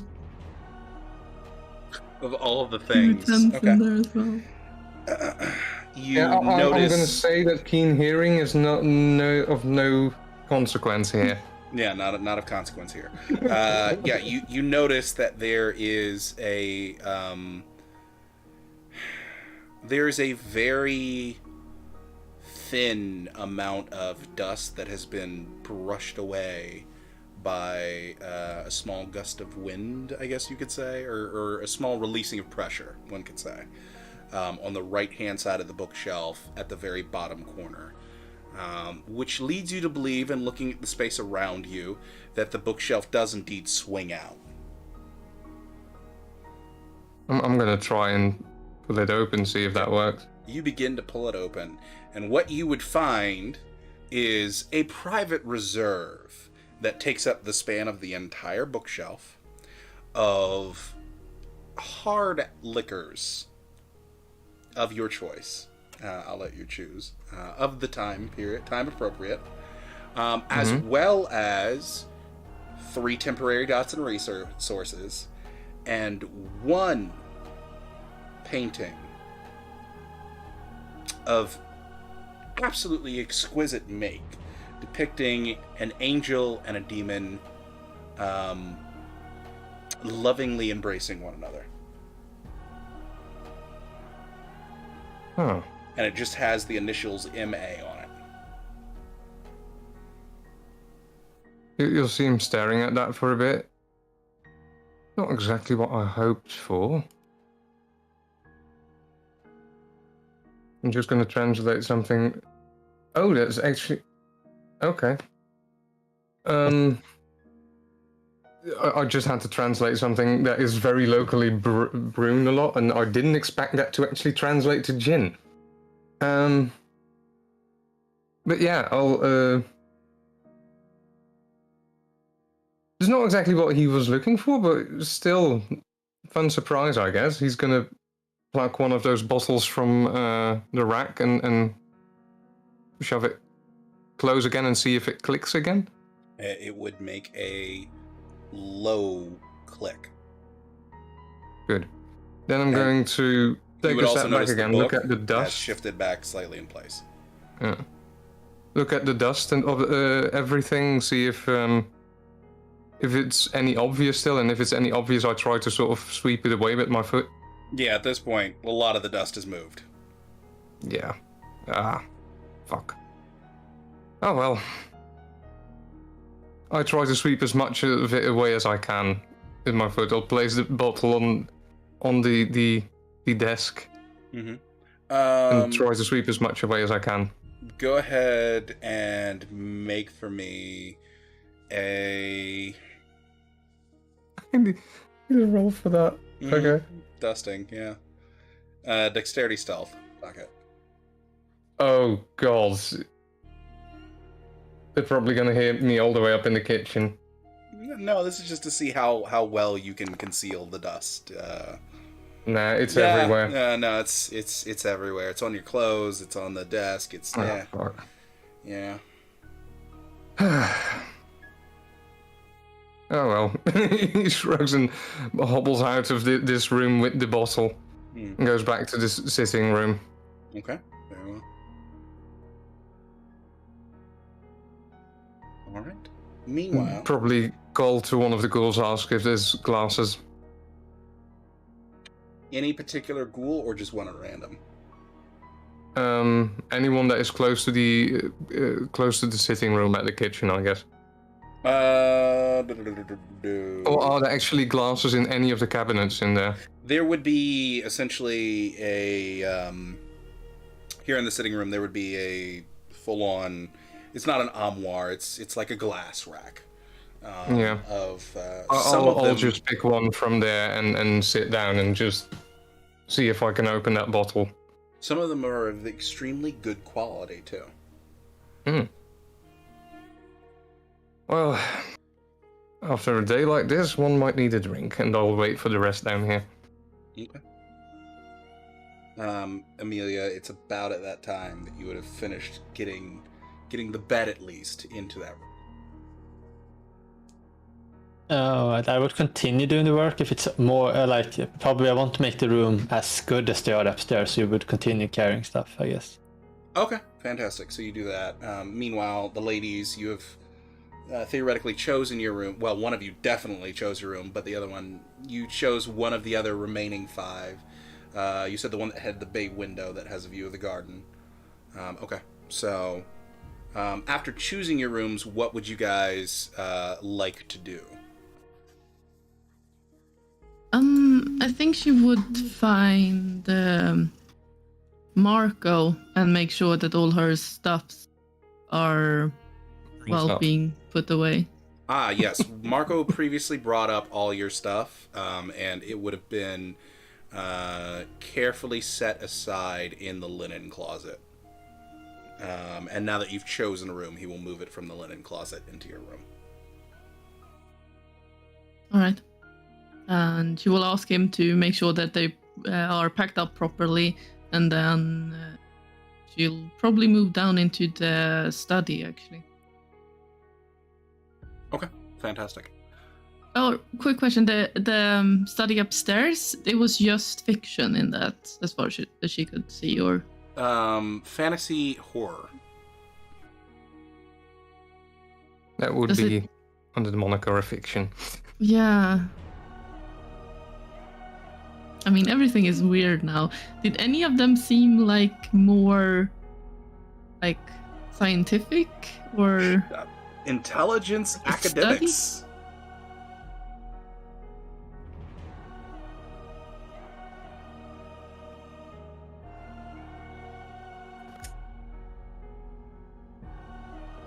Just kill the real bloodsucker. Uh, do you have a specialty in well research? 3 successes. Sure, we'll say one of the books seems to be a what was originally, I mean, on the surface, it seems to be like jokingly a detective discovering and finding out like the base roots of the lupine world,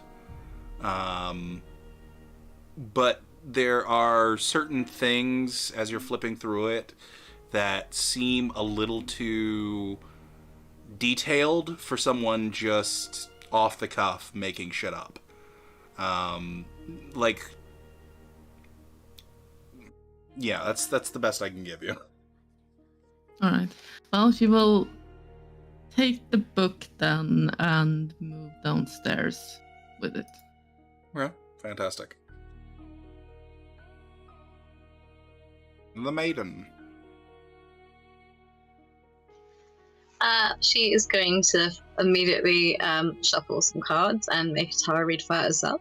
And after she does that, she is gonna probably make her way to the garden and just for our character stuff. What would actually be a gardening role? Just a moment when I'm like said that in character, and then like she has like no roles for gardening.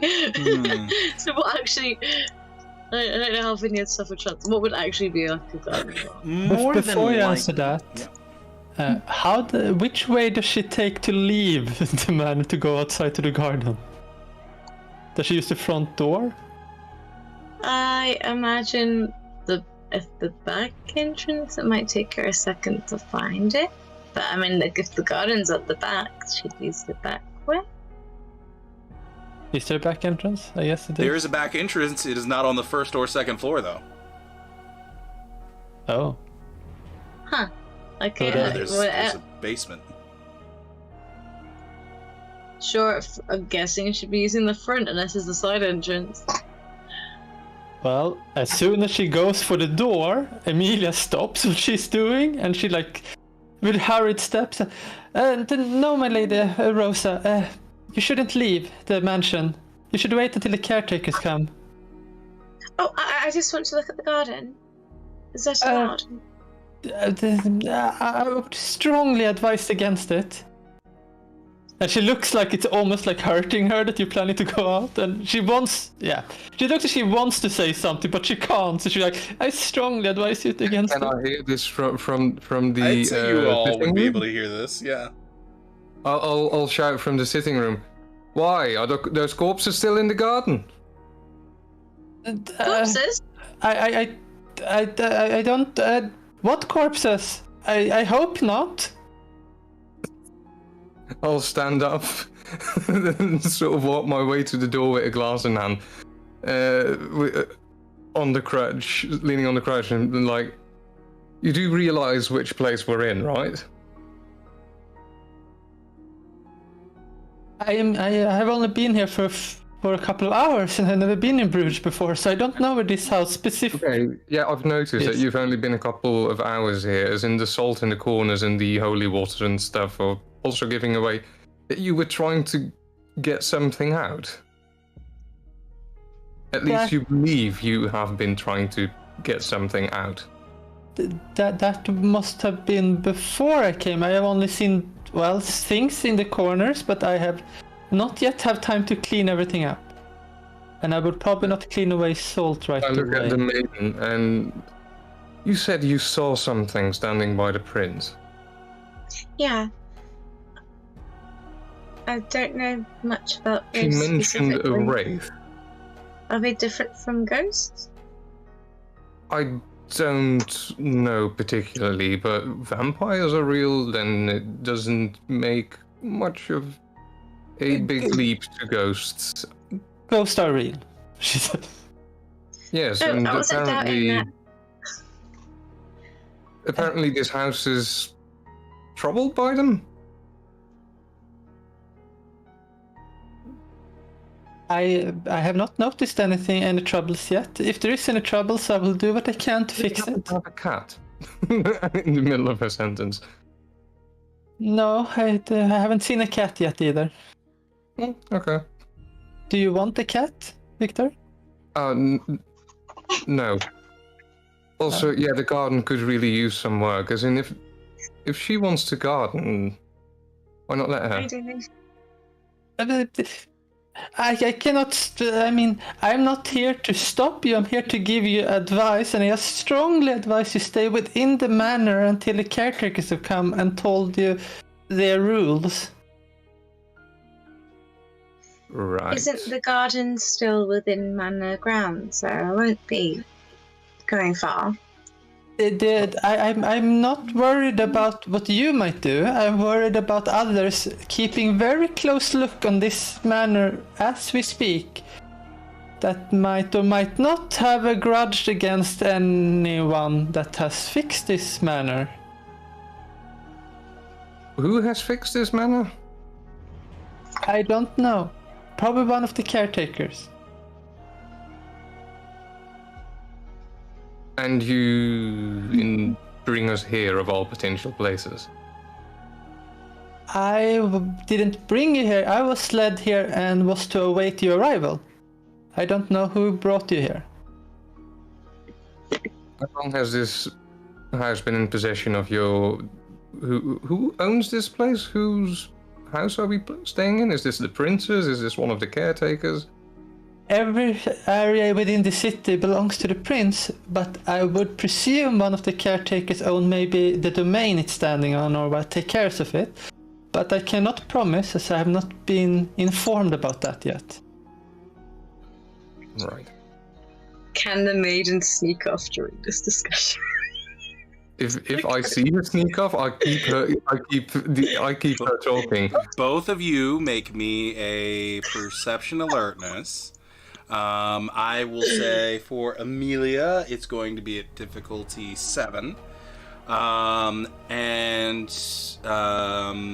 will say for the maiden, you will have to make me a dexterity stealth. And then modifiers, yeah? On the one hand, I'm hoping that I see her do this because I really want to keep...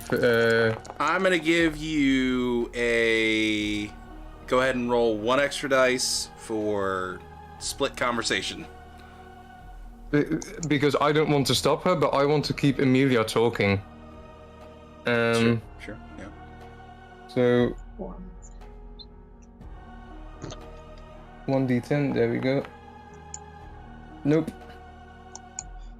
So no, not the extra d10 from Victor, but the extra d10 from the maiden. Oh, okay. Oh, extra d10. Yeah, for your stealth check because she's in split conversation. Okay, sorry. And I'm asking all kinds of shit. There we go. That's a proper one. Ha!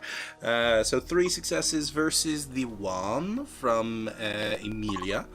And yes, so Victor and Amelia, as the two of you are talking, and Amelia, your attention has been focused on Victor in this particular line of questioning. Both of you would look over in the direction that the maiden was standing and would realize she's not there anymore. As the maiden, you've probably gone out the door into the garden at this point. Also, I do think that she managed to get the beat on us. Yeah, so then she will... Oh no! And she starts moving outside. Wait, wasn't it dangerous outside? I ask as she moves out. My life is... it can be endangered. And then she walks out. Wow, fanatics. and she would rush towards the garden, trying Sure. to find. Absolutely. Where is Isabella at this point? I kind of assume that she comes down the stairs about now, and what is going on? Phonetics, that's what's going on. So, do you want a drink? As in, I know it's no longer our usual poison, I guess, but since we've been initiated in a cult without being asked, I figured a drink is appropriate. Yes. I found a good bottle of something. Oh, lovely. I found a interesting book upstairs. Oh, there's books upstairs. A few, but they're mostly fiction. Yeah, down here as well, unfortunately. There's a few history books, but besides that... Then I'll love to take a look at them. And she will move towards the study. Alright, I'll bring another glass and a bottle, and I'll follow her into the study. As Victor swats down a second mosquito in the house. Yeah, they keep on showing up. Yeah. So, for the maiden, as you get out there, what you would find is 4 separated plots, each with 8 rows. It's essentially... each plot is 8 rows from left to right, and then it's 4 rows deep. Would be the garden, and there are 4 of them sort of sectioned off in these rectangular spaces, with a very sort of out of well keeping of the grounds, but still decent looking cobbled stone that has been placed as small pathways between the 4 sections. And you can see around each section there's also a tiny, now semi-rusted iron wrought gate that is no bigger than probably up to your shin.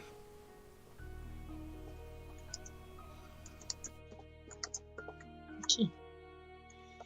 And is anything alive? Is everything dead? Is it flowers? All the Is it plants birds? are Is dead. it- There are hundreds of weeds that have overgrown what was there. And it is teeming with both insect life and squirrel life. She'll chuckle at the little squirrels and even the bugs. They don't really bother her, but she'll probably start immediately reading, trying to.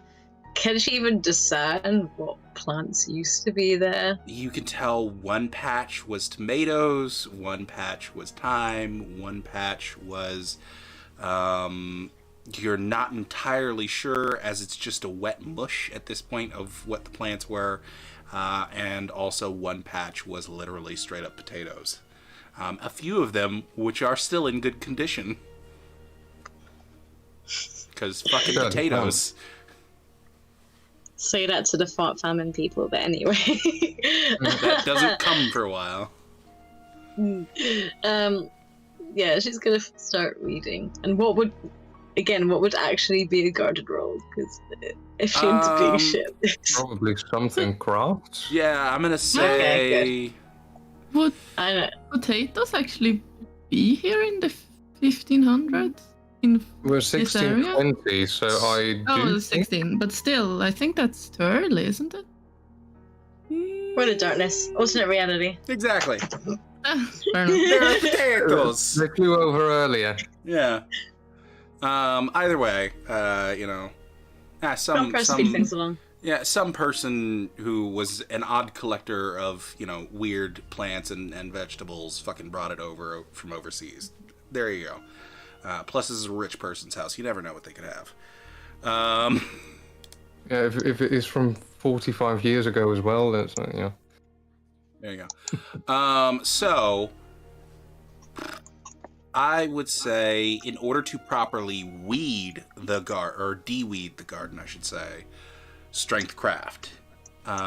For normal gardening, once it's been de-weeded, I'm gonna go with...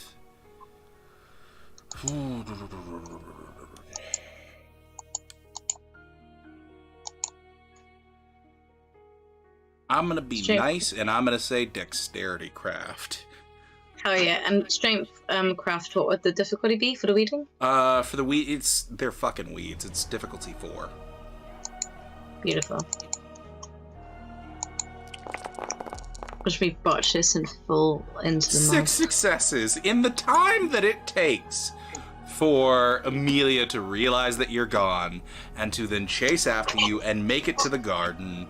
You have already successfully de-weeded a third of the first patch of the garden, and that's about when Amelia would arrive out there. And that is right when we shall take our second break of the episode, and we will see you guys soon. BRB. We.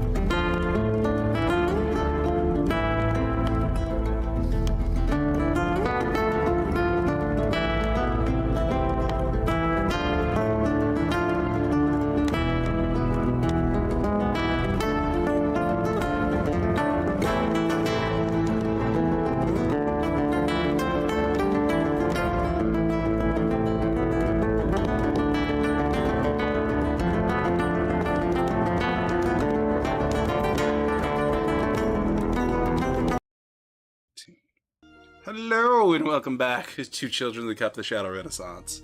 Alright, back in the garden, as it were, as the maiden is quickly pulling away at the weeds very rapidly and very thoroughly. And am I arriving? You're just arriving, yes. My lady maiden, I need. You should move back inside. It's not safe out there. If enemies are going to get me de-weeding, I think they can quite capable of coming through the door. But if you help me de-weed, maybe I could come back inside quicker. Why are you so nervous about this? It is your first night here, and it is your hardest night. I mean, you don't know what grudges are established yet. And the inside might deter, because you don't know what's on the inside, but if they see us out here in the garden, it might be bad. Are there protections on the door?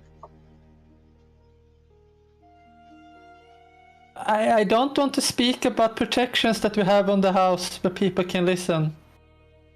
She would say, almost like it's someone else listening. Sure. And shouting, almost. Yeah. In the study, Victor goes like, "Did you hear that?" Can I just finish reading? I'll be back inside in a sec. I can't force you, but I will stay here, looking at you until you're done.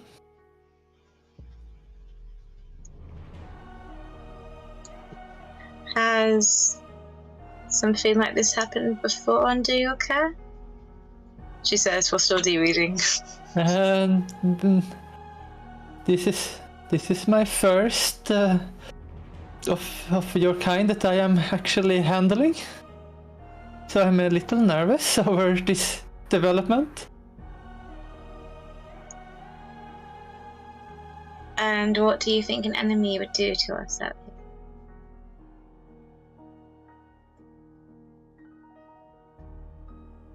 Drain me and probably make you into ashes, or stake you and carry you away. I thought that went against the rules. Yes, it goes against the rules. Yeah. If you're really not nervous about this, she'll kind of brush the mud off of her hands. We'll go inside. When can I... So you said after Ask the, tomatoes. yes, ask the caretakers on your. Like I said, inside. You will get answers to these questions very soon. Okay, but one question in the meantime. Who was in charge of this garden? I do not know. Do you want me to find out and punish them? Not punish them, I just want to speak to them. So I know what not to do. I will try to find the answer to that question if anyone has taken care of this for a long while. It doesn't look like it. I can, of course, during the day, make sure this looks perfectly fine tomorrow. I'm happy to attend to it. He's through with like an entire section. She's like a third of the way through a second section. Trying to get home, I guess. Yeah. I see. I will leave it to you then. But, like I said, I would advise you to go back inside for now. She goes to your side. Okay. And again, once she's finished wiping the mud and dirt and whatnot off of her hands, she'll probably just start shuffling her cards as she walks alongside you to go back inside. And Emilia is looking to the left and right if she sees anything, but otherwise she's just hurrying to the door with... Well, she is not running before you, she's basically walking slightly behind you, but she's like short footsteps. It is a nice, peaceful walk back to the manor, or the front door of the manor itself. Meanwhile, in the study while all this has been going on, Victor, Isabella. I will pour out a gin for Isabella. Okay. I'll take it and take a sip of it. Sure, it's a good quality gin. Your DM has not drunk a lot of gin ever, so whatever that is, that's what you get. Mm. So,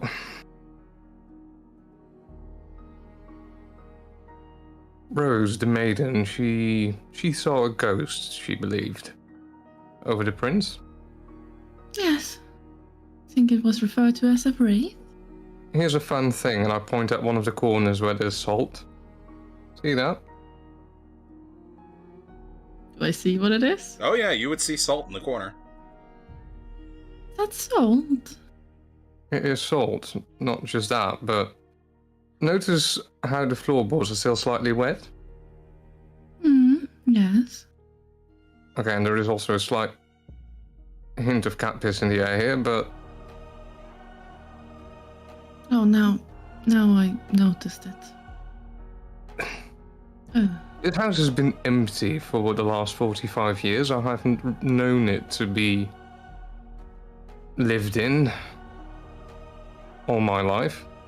Quite a few stories going around it, being haunted, all that stuff. Now with suddenly vampires, Rose is seeing ghosts, and people are trying to keep something out of this place, actively, very recently. The salt thing and probably holy water is a bit of an old wives' tale, supposed to help against ghosts.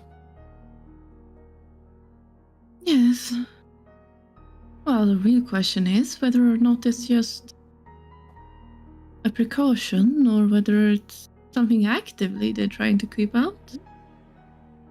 If you believe the stories, there should be something actively around this place. Speaking of the suppose garden... Oh, yes? Well, I suppose that it couldn't be very effective if there was a wraith in here. Suppose not. If there's any activity, we'll probably see more of that.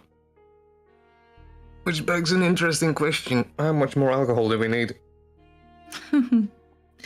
Well, I'm not sure there's enough. Me neither. You said you found something that looked interesting. Yes, a little bit more of the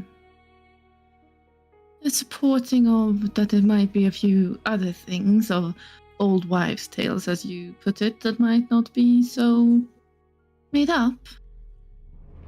Well, again, if we are actually vampires, then it doesn't seem like a very big leap, so... No.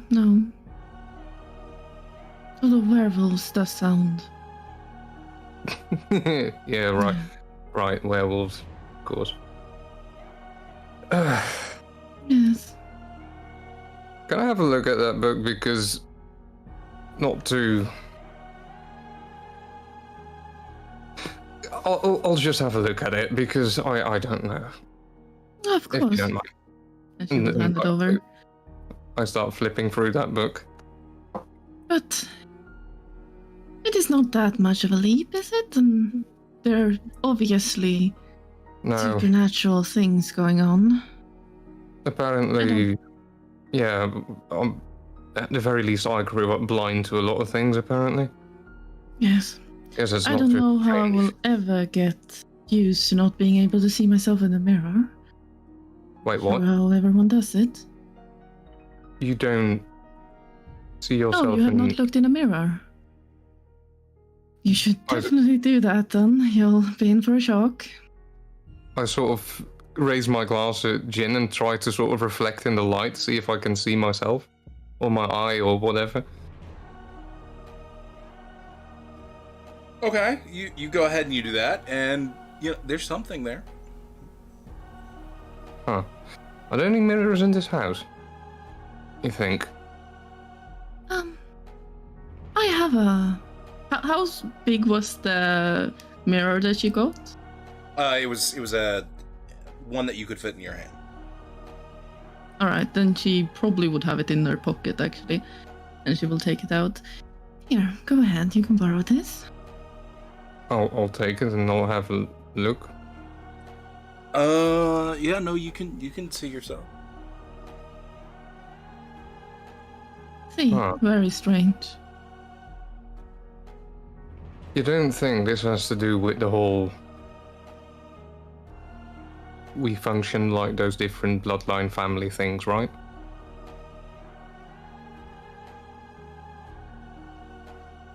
What do you mean? They said that different of these clans, these bloodlines, they had different abilities, different things. They had a different form of the said affliction of vampirism, call it that. Yes.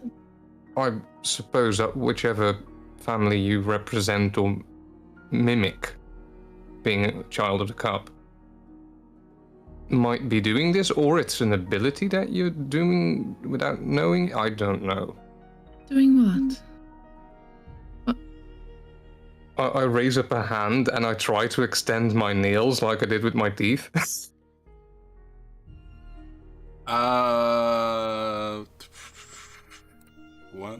One's arm. I don't think he's able to do that, so I don't think so. I know he's not able to do that. Yeah. Okay. I was just double checking your sheet. Yeah. You're not able to extend your nails now. One does wonder what these abilities specifically might be. Also, you would notice, Isabella, that you can actually see like the reflection of his hand when he attempted to do that.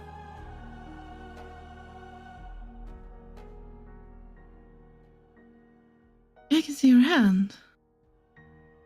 Yeah, my reflection's here. Which is why I'm thinking that it might be related to the whole clan thing. I see. That is just wonderful. Could it be that you are using one of these abilities without knowing it? Well, she will kind of reach for and take the mirror a bit roughly, and she will hold it up. Well, certainly try not to, and she will try not to be invisible. Sure. You try. Do you spend a willpower point? Sure, she will do that. Okay. I will say at the expenditure of a willpower point, there is a brief second where your reflection comes into a sort of outline of yourself and gives you very faint details before disappearing once more into the ether. Oh, something? Or am I imagining it? I'm not sure anymore.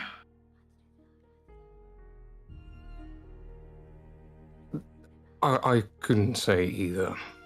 Things are weird, to say the least. Anyway, that is hardly important, is it? No, I don't know. Do you think they're planning a dinner? Like, the ghouls have been busy in the kitchen, the prince has come and gone, and they fed us earlier. Are you hungry?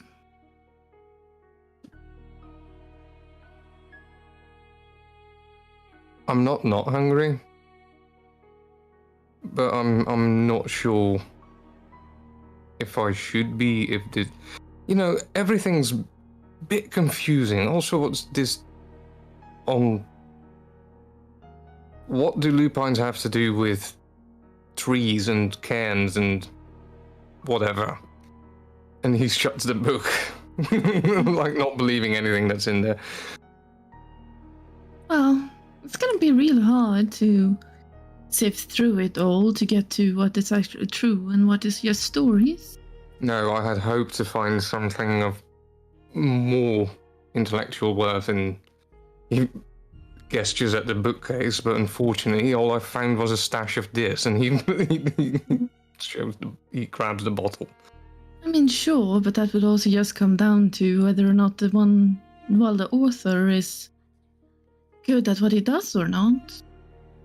And whether or not they know how to hide within plain sight, because books like this, they've got to be problematic. They spoke of this, Isabella there, or Emilia, sorry. Emilia spoke of this silence of the blood, keeping things secret. Meaning that if there's any texts like this, they've got to be written in a way that not everyone understands what they are reading. Sure, but then there also gotta be a lot of, like, semi-real things. Like, for example, if you wanted all vampires to die, it would be very useful to spread somewhat accurate information so that maybe some people could fight them. Right? Makes sense, as in one would. I stand up and sort of go over the books that are in the case again, not expecting to find anything, but just like... It's about time those caretakers arrive. Perception, yes, investigation, really difficulty 8. Perception, investigation, difficulty 8.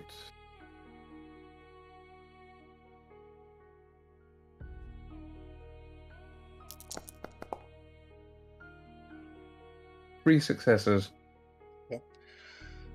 One of the non-fiction mystery books catches your eye, and it is called The Slaughter of Bordeaux. I pick it out and lay it out on the desk. Okay. You begin flipping through it?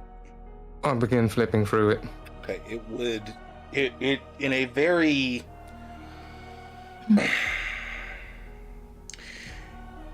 in sort of a very old-fashioned way of telling it, details a group of 30 extremely brutal murders within the Bordeaux region of France,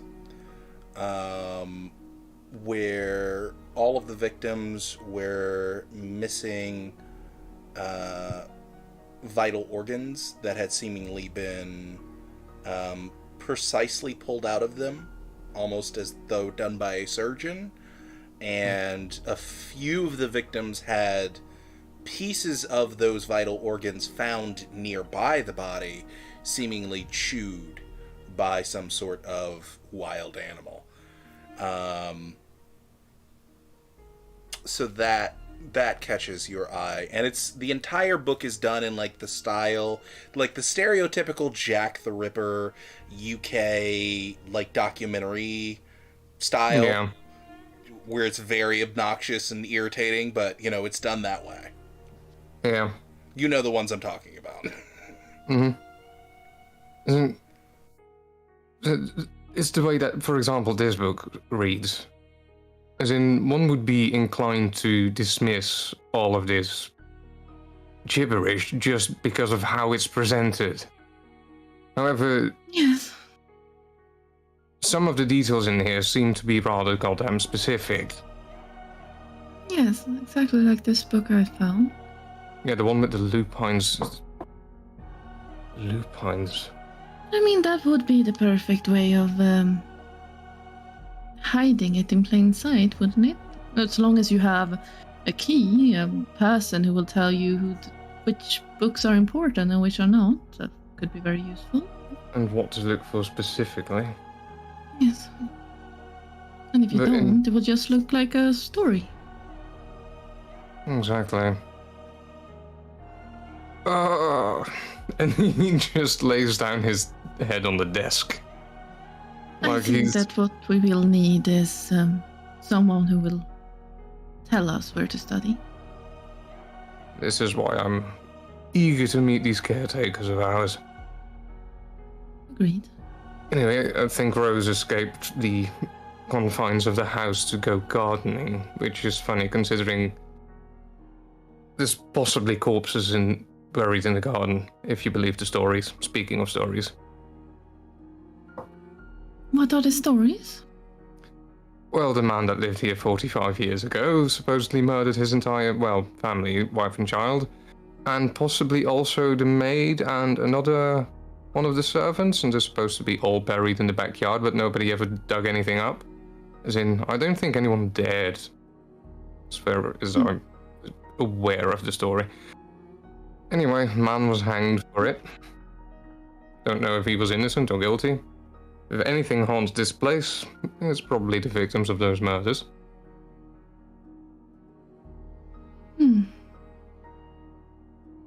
Oh, yes, and also very funny, Amelia seemed very upset that she ran outside.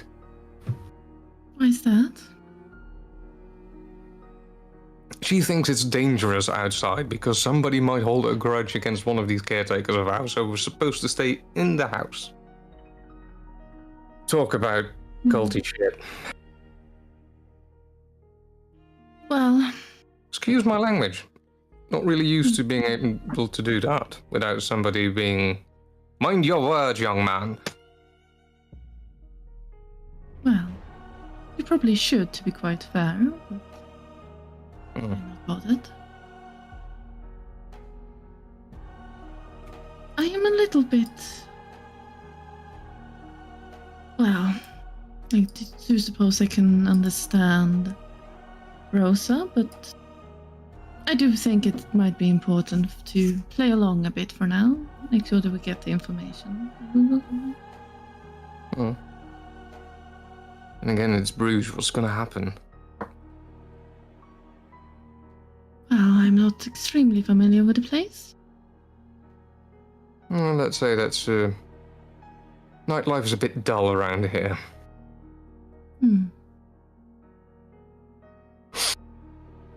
Sorry for the real life reference, but I just had to. Like, after 2 minutes on the Belgian road, your cart will be as dead as Bruges after 8. It's a saying. Amelia and the maiden make it back in the house at this time. She closes the door, takes a last look, and then closes it. Alright. Good that we are done with that. But I see... Can you read tarot cards? Have done for years. That is a good skill, I think. I have heard about great tarot readers, in stories at least. You've never had a reading yourself? No, I have not had a reading myself. Would you like one sometime?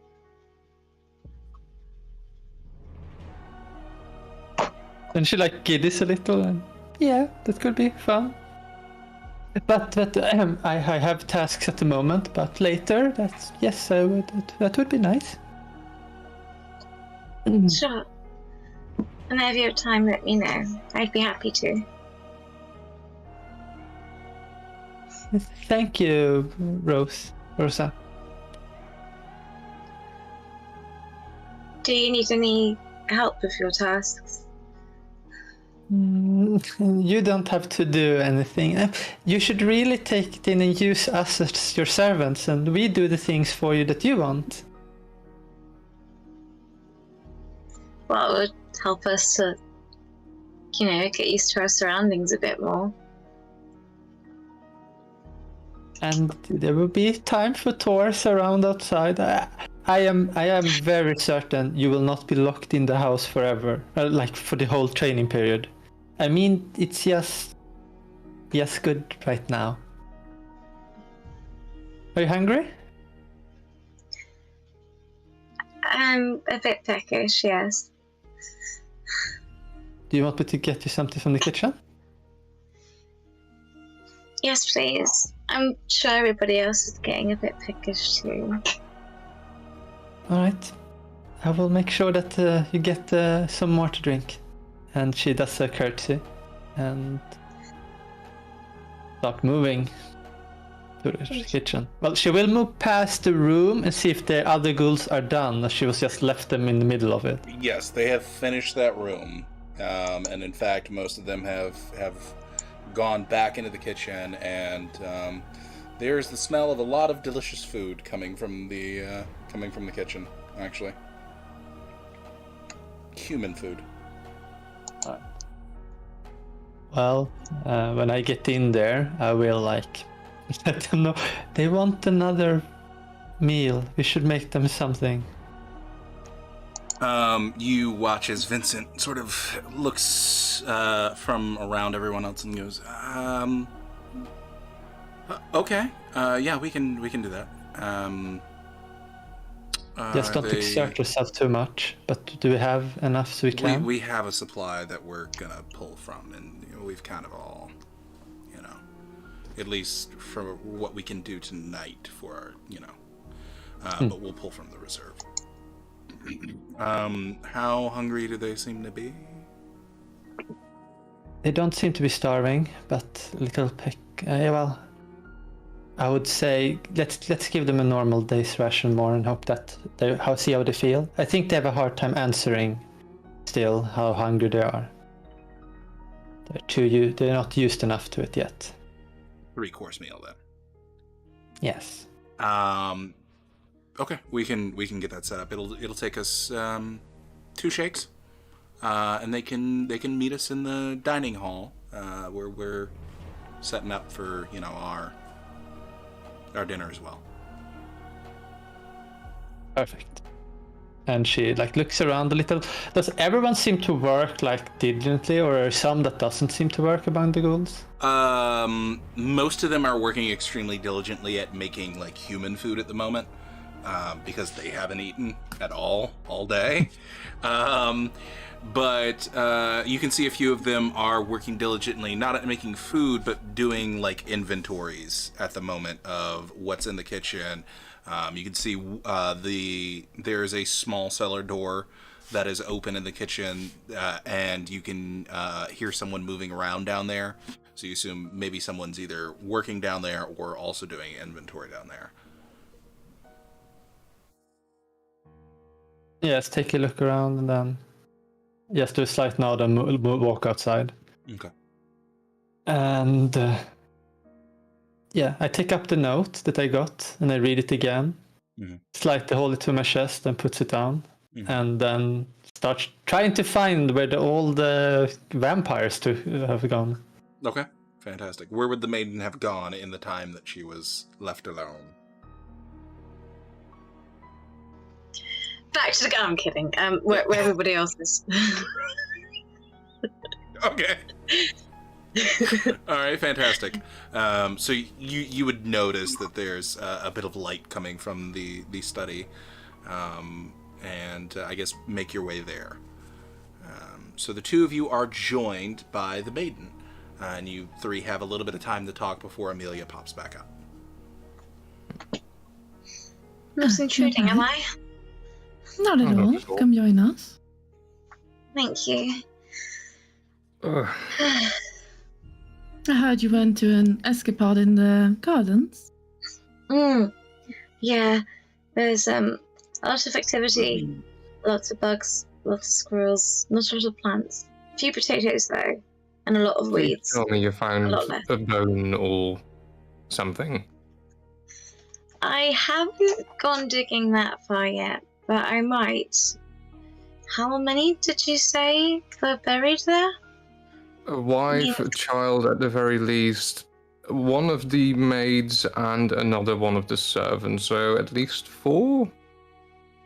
Possibly? Allegedly? And take it not a proper burial, just... No, probably not. I doubt the priest would have stood over that if he hid the bodies like that. Then it would give away the murder.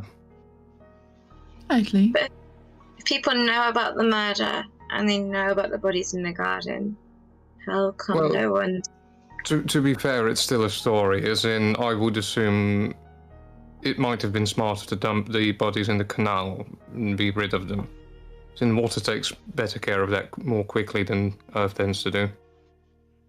I also don't really understand why they wouldn't have tried to dig them up if the stories were true. So yeah, I don't know. Thinking of disposing bodies part of nobility training? Oh no, it's just an assessment. Okay. Do you never do any hypothetical thinking on situations like, oh, this is the story, but it could be wrong because, well, imagine the situation, I would do it differently, for example, if I were in their shoes? A little, but I wouldn't say. I guess I never thought of it as hypothetical thinking, just more Right. daydream scenarios. Also, yeah, I would offer you a glass, but I didn't bring any more glasses in here. And I hold out the bottle of gin. Can I see any of the servants, like through a door or something like that? If you look through the door to the study, you would be able to see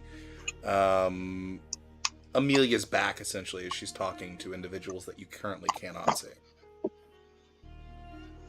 Alright. Then she will call out, Emilia? And they like skirts over directly, I guess. And just, yes, my lady. Can we have another glass, please? Of course, my lady. And then she rushes out and goes back with the glass. Thank you. And she would have taken in what kind of glass they had and tried to find a similar. Also, Sure. this house is not entirely without its surprises or secrets. Like, I was walking around here earlier when you guys were upstairs, and I found this, and I sort of hobble up and go to the corner of the bookcase, reach up and click the book, and then pull open the bookcase. Here is your Oh, well, that's cute. glass. Thank Yes. you.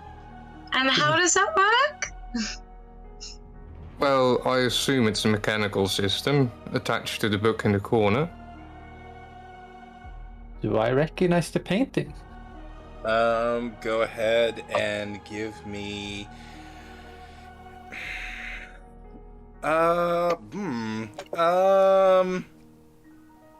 Artsy fartsy stuff. Hold on.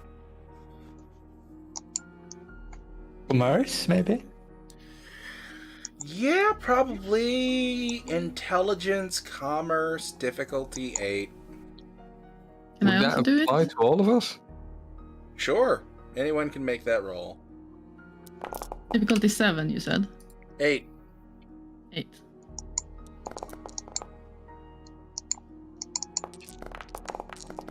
Wait, was that commerce intelligence? That's not possible. No, that was commerce strength you rolled. Oh, whoops. Sorry. One success from the maiden.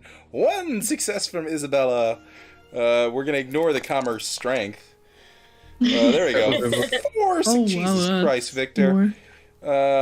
And then For analytic and intelligence, I don't know if that counts for anything. Probably not. oh boy, and then Amelia, you got 1 success as well.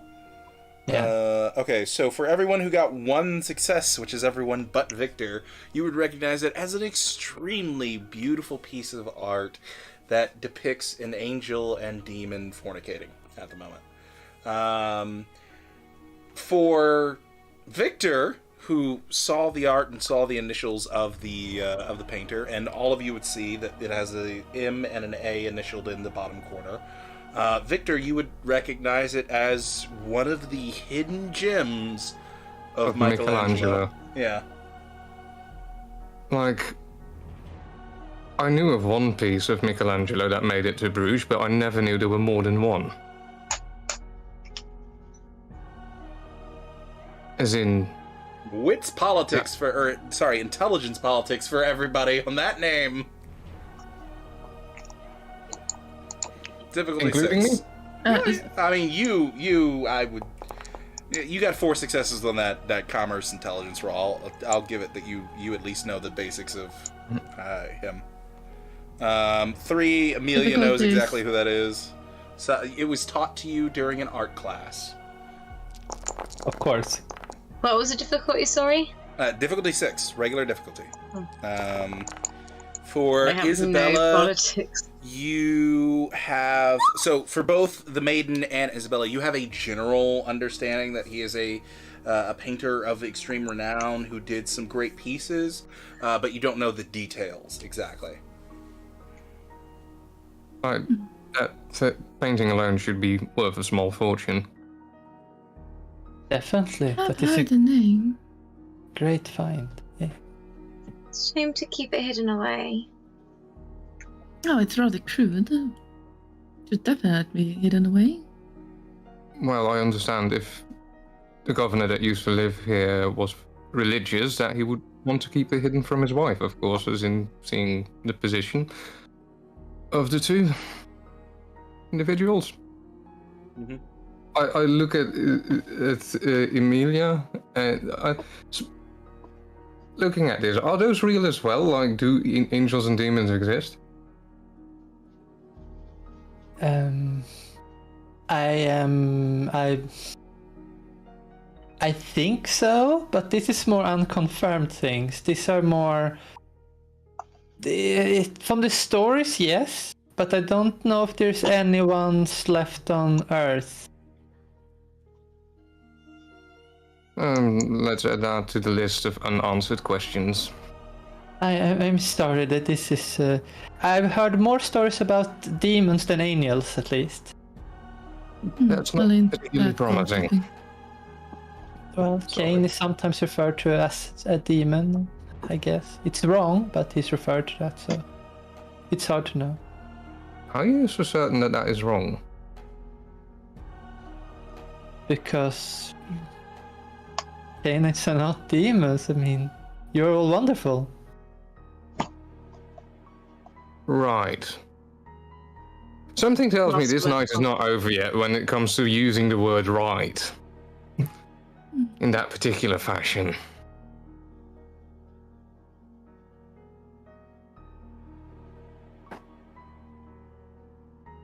Anyway, I just want to say that your room, Victor, is prepared, and there will be a last serving for the night for you all in about, 2 shakes.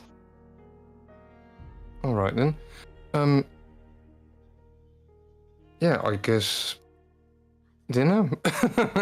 Sort of. It'll be served in the dining hall, and the other ghouls will also be eating, if that is all right with all of you. But it should make for an interesting dinner. He gets up from sitting against the desk, probably. Like with us. If you allow it, my lady. That's certainly peculiar, I look at Isabella. I suppose. It might be interesting to learn a bit more of our current keepers. Well, I suppose that is fair. They probably sit on a lot of information. Possibly. You keepers? Sorry, I found a cat that was stinking in this room.